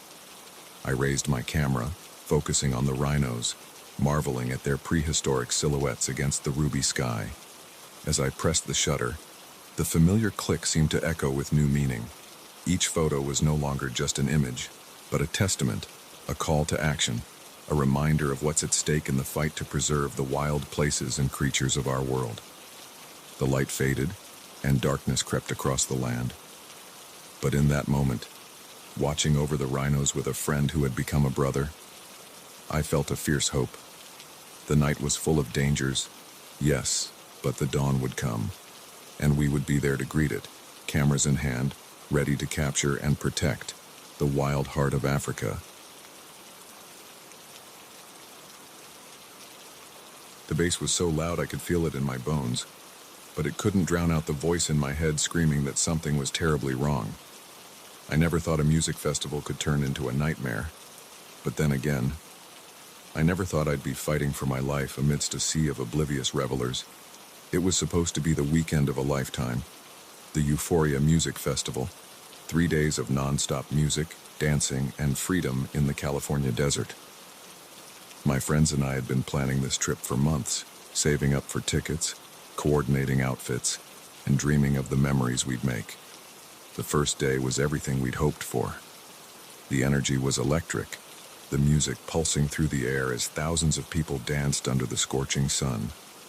As night fell, the desert transformed into a wonderland of lights and sound, with art installations glowing in the darkness and stages pumping out beats that seemed to make the very earth vibrate. It was during the headline act of the second night that things started to go wrong. We were right in the middle of the crowd, jumping and singing along with the music, when I realized I couldn't see any of my friends. I wasn't worried at first. We'd gotten separated before and always managed to find each other eventually. But as the set ended and the crowd began to disperse, there was still no sign of them. I made my way to our meeting spot, a giant neon sculpture of a hand reaching towards the sky, but they weren't there either. A knot of unease began to form in my stomach. I tried calling them, but the cell service was spotty at best, overwhelmed by thousands of people trying to use their phones at once. After what felt like hours of searching, I was exhausted, dehydrated, and starting to panic. That's when I met Sarah. She seemed to appear out of nowhere, a friendly face in a sea of strangers. "You look lost," she said, her voice somehow carrying over the noise of the festival. "Need some help?" I explained my situation, relief washing over me at the prospect of assistance. Sarah nodded sympathetically. "I know a place where we can get a better view," she said. "Maybe we'll spot your friends from there." I followed her without hesitation, grateful for her kindness. We weaved through the crowds, moving away from the main stages and towards the outskirts of the festival grounds. As we walked, Sarah chatted amiably about the bands she'd seen and how much fun she was having. It wasn't until we'd been walking for about 15 minutes that I realized how far we'd gone from the heart of the festival. The music had faded to a distant thump, and the crowds had thinned to almost nothing. Unease crept back into my mind. Sarah?" I said, slowing my pace. "I think we should head back. This doesn't seem like a good place to look for my friends." Sarah turned to me, and the change in her expression made my blood run cold. The friendly smile was gone, replaced by something calculating and cold. "Oh, we're not looking for your friends," she said. "We're meeting mine." Before I could react, 2 men stepped out from behind a nearby structure. They were large and intimidating, with hard eyes that regarded me like a piece of meat. I turned to run, but Sarah grabbed my arm, her grip surprisingly strong. "Don't make this difficult," she hissed. "You're coming with us, one way or another." My mind raced, trying to understand what was happening. Human trafficking, robbery, whatever it was, I knew I was in serious danger. I opened my mouth to scream, but one of the men clamped his hand over it, muffling my cries. They started dragging me towards a van parked in the shadows. I fought with everything I had, kicking and thrashing, but they were too strong. Panic threatened to overwhelm me as I realized how easily I'd fallen into their trap. Just as they were about to shove me into the van, a voice rang out. "Hey, what's going on over there?" It was a security guard, his flashlight beam cutting through the darkness. My captors hesitated for a split second, and that was all I needed. I bit down hard on the hand covering my mouth, tasting blood. The man yelped and loosened his grip. I wrenched myself free and ran towards the security guard, screaming for help. The guard radioed for backup as Sarah and her accomplices fled into the night. I collapsed to the ground, shaking uncontrollably as the reality of what had almost happened sank in. The next few hours passed in a blur. Police were called, statements were taken, and my friends were finally located. They had been searching for me too, frantic with worry. When they heard what had happened, they were horrified and guilt-ridden for losing track of me. The festival organizers were apologetic and supportive, offering counseling and upgrading our accommodations for the rest of the weekend. But the magic of the event was gone for me. Every face in the crowd now seemed potentially sinister, every friendly stranger a possible threat. We stayed for the final day, mostly because changing our travel plans would have been a logistical nightmare. But I couldn't enjoy it. The music that had lifted my spirits now grated on my nerves.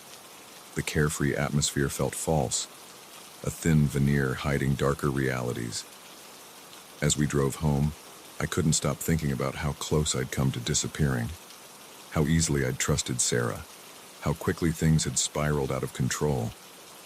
The festival that was supposed to be a celebration of life and music had become a stark reminder of the dangers lurking in the world. In the weeks that followed, I struggled with anxiety and paranoia. Crowds made me nervous, and I found myself constantly looking over my shoulder. My friends tried to understand, but they hadn't experienced the bone-deep terror of being powerless in the hands of people who meant them harm. Therapy helped. Slowly, I learned coping mechanisms and worked on rebuilding my sense of safety. But I also learned valuable lessons about situational awareness and trusting my instincts. I didn't swear off music festivals entirely. The thought of letting fear rob me of experiences I loved was almost as scary as what had happened. But I approached them differently now. No more separating from the group, no more trusting strangers, no matter how friendly they seemed. It took time, but eventually, I found a balance between caution and enjoyment. I could appreciate the music and the atmosphere while staying vigilant. I made sure my friends and I had a solid buddy system and check-in procedures. We researched festivals thoroughly, choosing ones with strong security measures and good reputations. The experience changed me, there's no doubt about that. But it also taught me resilience. I learned that I was stronger than I knew, that I could face my fears and come out the other side. A year after the incident, I returned to Euphoria. It was a decision I struggled with, but ultimately I felt it was important for my healing process. Walking through those gates again was one of the hardest things I've ever done. My heart was pounding, and for a moment, I thought I might turn around and leave. But then the music started, and I felt something shift inside me. I looked around at the smiling faces, the elaborate costumes, the art installations glowing in the twilight, and I realized that while there was darkness in the world, there was also light. There was joy and connection, and the transformative power of music. I danced that night, surrounded by my friends, more alive and present than I'd felt in months. The bass thrummed through me, but this time it didn't drown out my thoughts. It amplified them. I was here. I was safe. I was strong. As the headliner took the stage and the crowd erupted in cheers, I felt tears streaming down my face. They weren't tears of fear or sadness, but of release and triumph. I had faced my demons and come out dancing. The festival experience will never be quite the same for me. I'll always be a little more cautious, a little more aware, but I refuse to let fear dictate my life. Instead, I choose to live it fully, to dance harder, to love deeper, and to never take for granted the gift of being present in a moment of pure joy. Because in the end, that's what music festivals are about. Not just the beats and the bands, but the reminder that even in a world that can be dark and dangerous, there are moments of pure magic, and those moments are worth fighting for.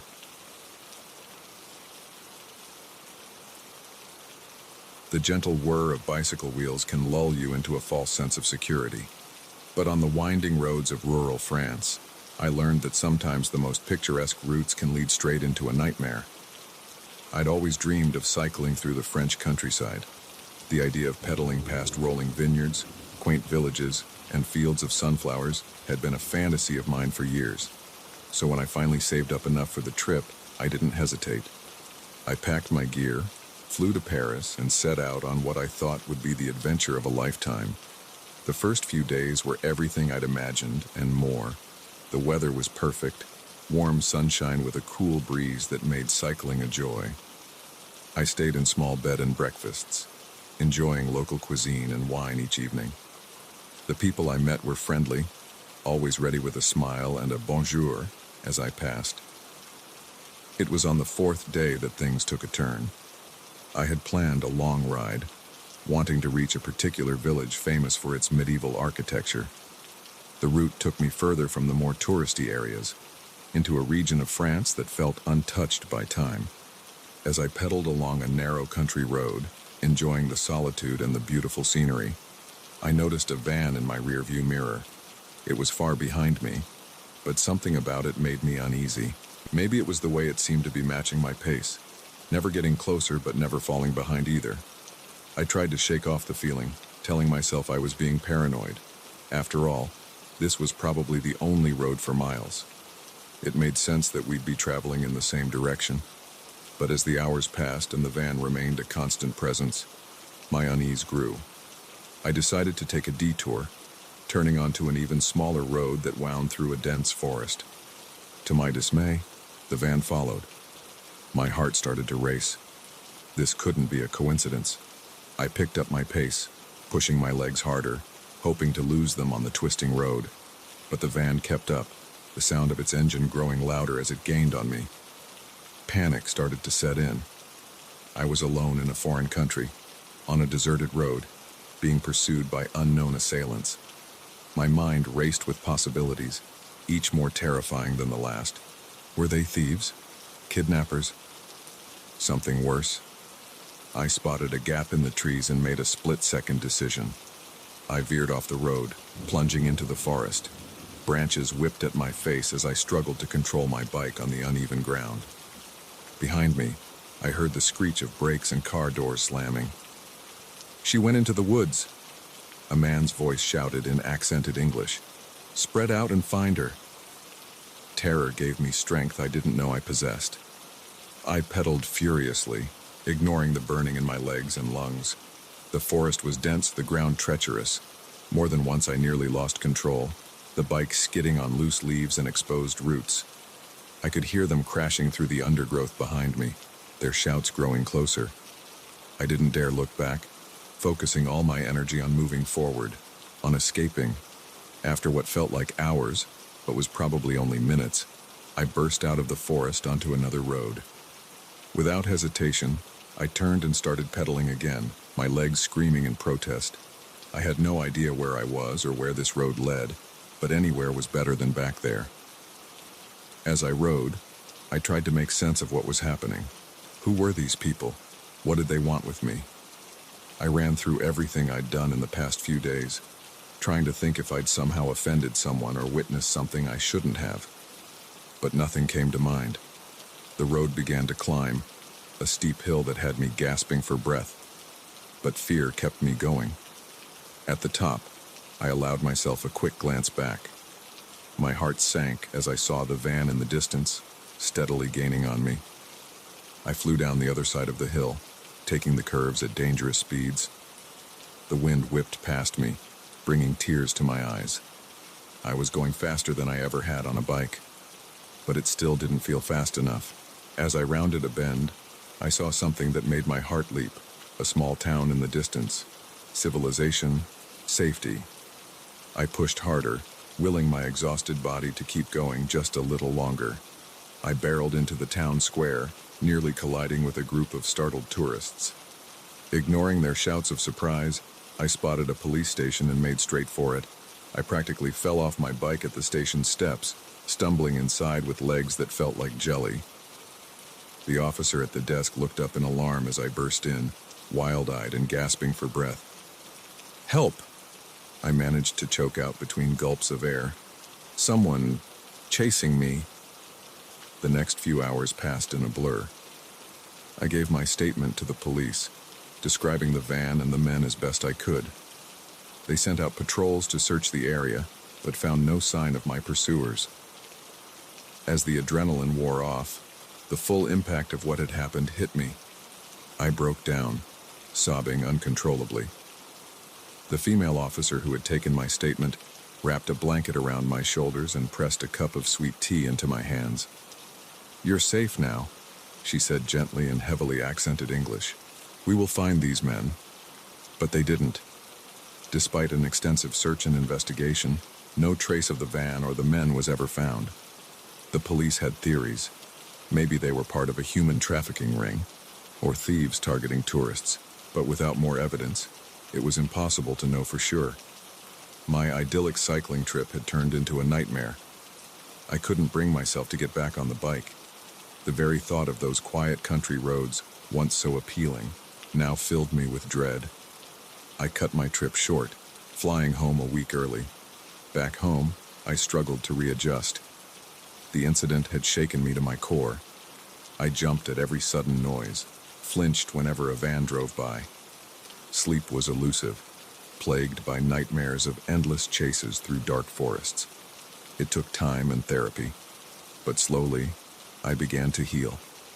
I learned coping mechanisms for my anxiety and worked on rebuilding my sense of safety. But the experience had changed me in fundamental ways.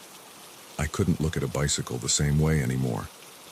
The freedom and joy it once represented were tainted by memories of fear and helplessness. It was months before I could bring myself to ride again, and even then, only in busy areas where I felt safe. As time passed, I started to share my story. At first, it was just with close friends and family, but eventually, I found the courage to speak at travel safety workshops. I wanted to warn others about the potential dangers, to encourage them to be cautious without letting fear stop them from exploring the world. It wasn't easy to relive that day, to see the shock and horror on people's faces as I recounted my experience. But it was also cathartic. Each time I told the story, it lost a little bit of its power over me. A year after the incident, I made a decision that surprised even me. I was going back to France, not to cycle this time, but to face my fears head-on. I returned to the same region, drove those same roads that had once been the backdrop to my terror. It was harder than I expected. Every van I saw made my heart race. Every stretch of quiet road brought back memories of that desperate flight through the forest. But with each mile I drove, each village I visited without incident, I felt a little stronger. On my last day, I found myself in the town where I'd finally found safety. I stood in the square, looking at the police station that had been my refuge, and for the first time since that day, I felt a sense of peace. I realized then that while the incident had changed me, it hadn't broken me. I was still here, still traveling, still living. The men in the van had taken my sense of security, but they hadn't taken my spirit. As I flew home from that second trip, I felt a shift inside me. The fear was still there, a quiet presence in the back of my mind, but it no longer controlled me. I had faced it, acknowledged it, and moved forward despite it. I may never cycle alone through the French countryside again, but I won't let that one terrifying experience define me or limit my life. Instead, I choose to focus on the beauty I saw, the kindness of the people who helped me, and the strength I found within myself. Because in the end, that's what travel is about. Not just seeing new places, but discovering new parts of ourselves. Sometimes those discoveries come from moments of joy and wonder, and sometimes, as I learned on those winding French roads, they come from facing our deepest fears and emerging stronger on the other side. They say knowledge is power, but sometimes ignorance truly is bliss. I learned that lesson the hard way one night in a skyscraper, when my curiosity led me into a world of cybercrime and danger I never knew existed right under our noses.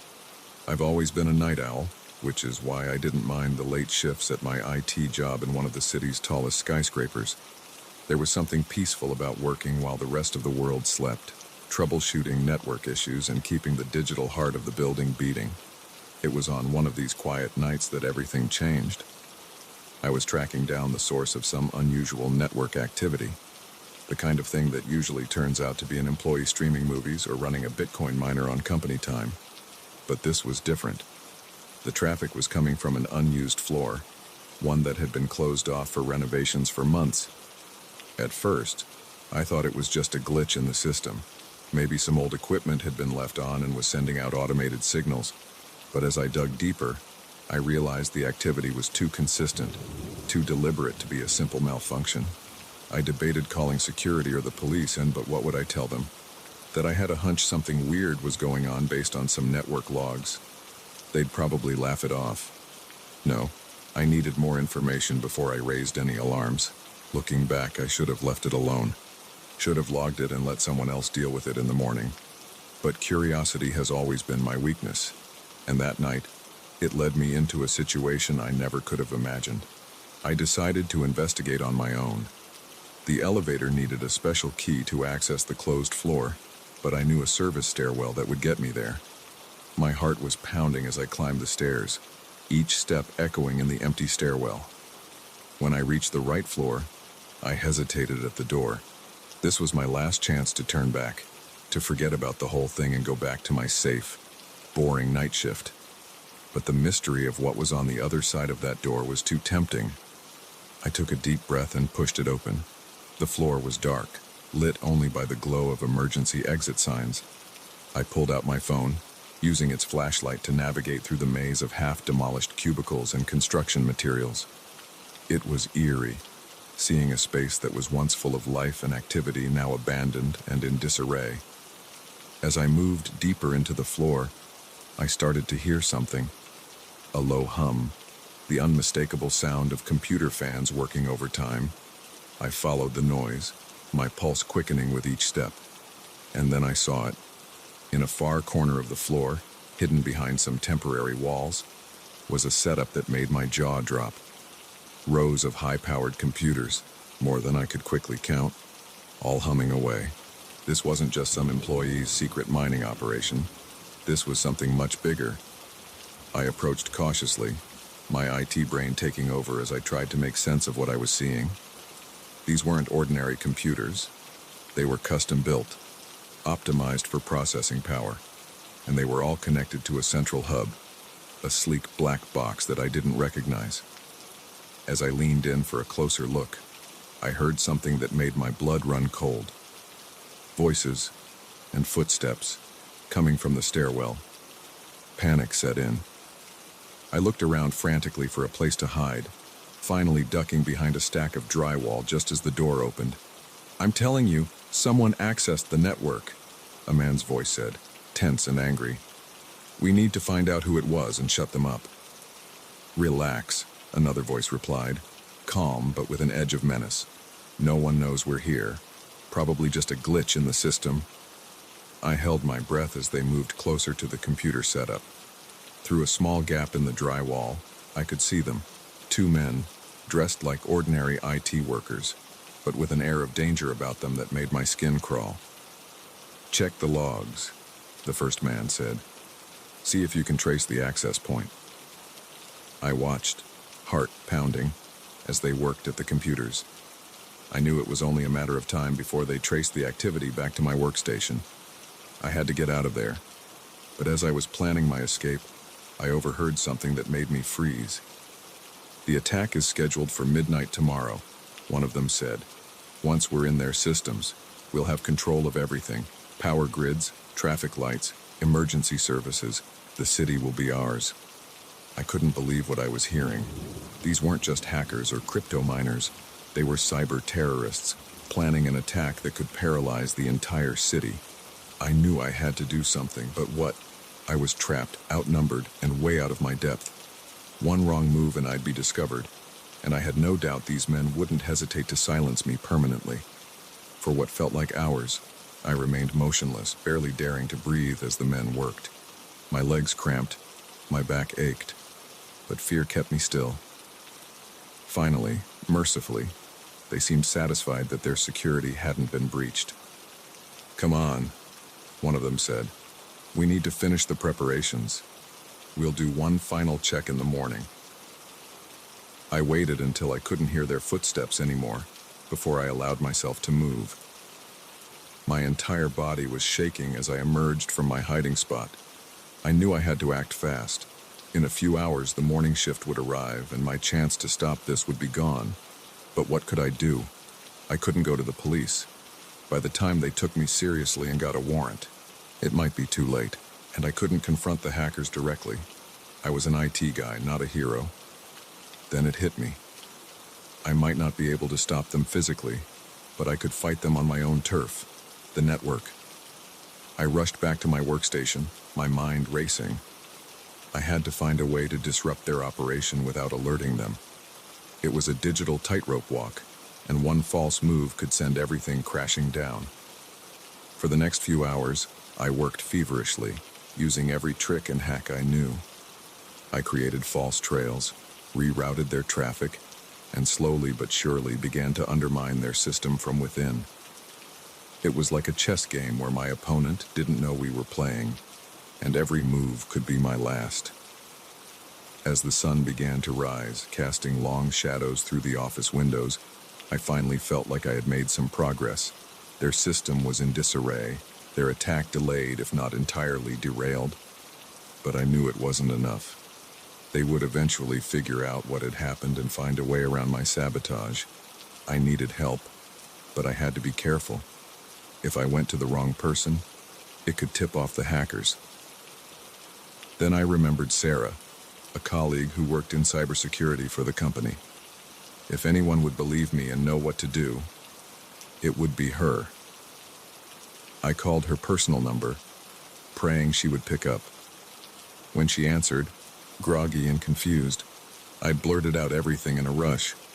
To her credit, she listened without interruption, and I could almost hear her mind shifting into high gear.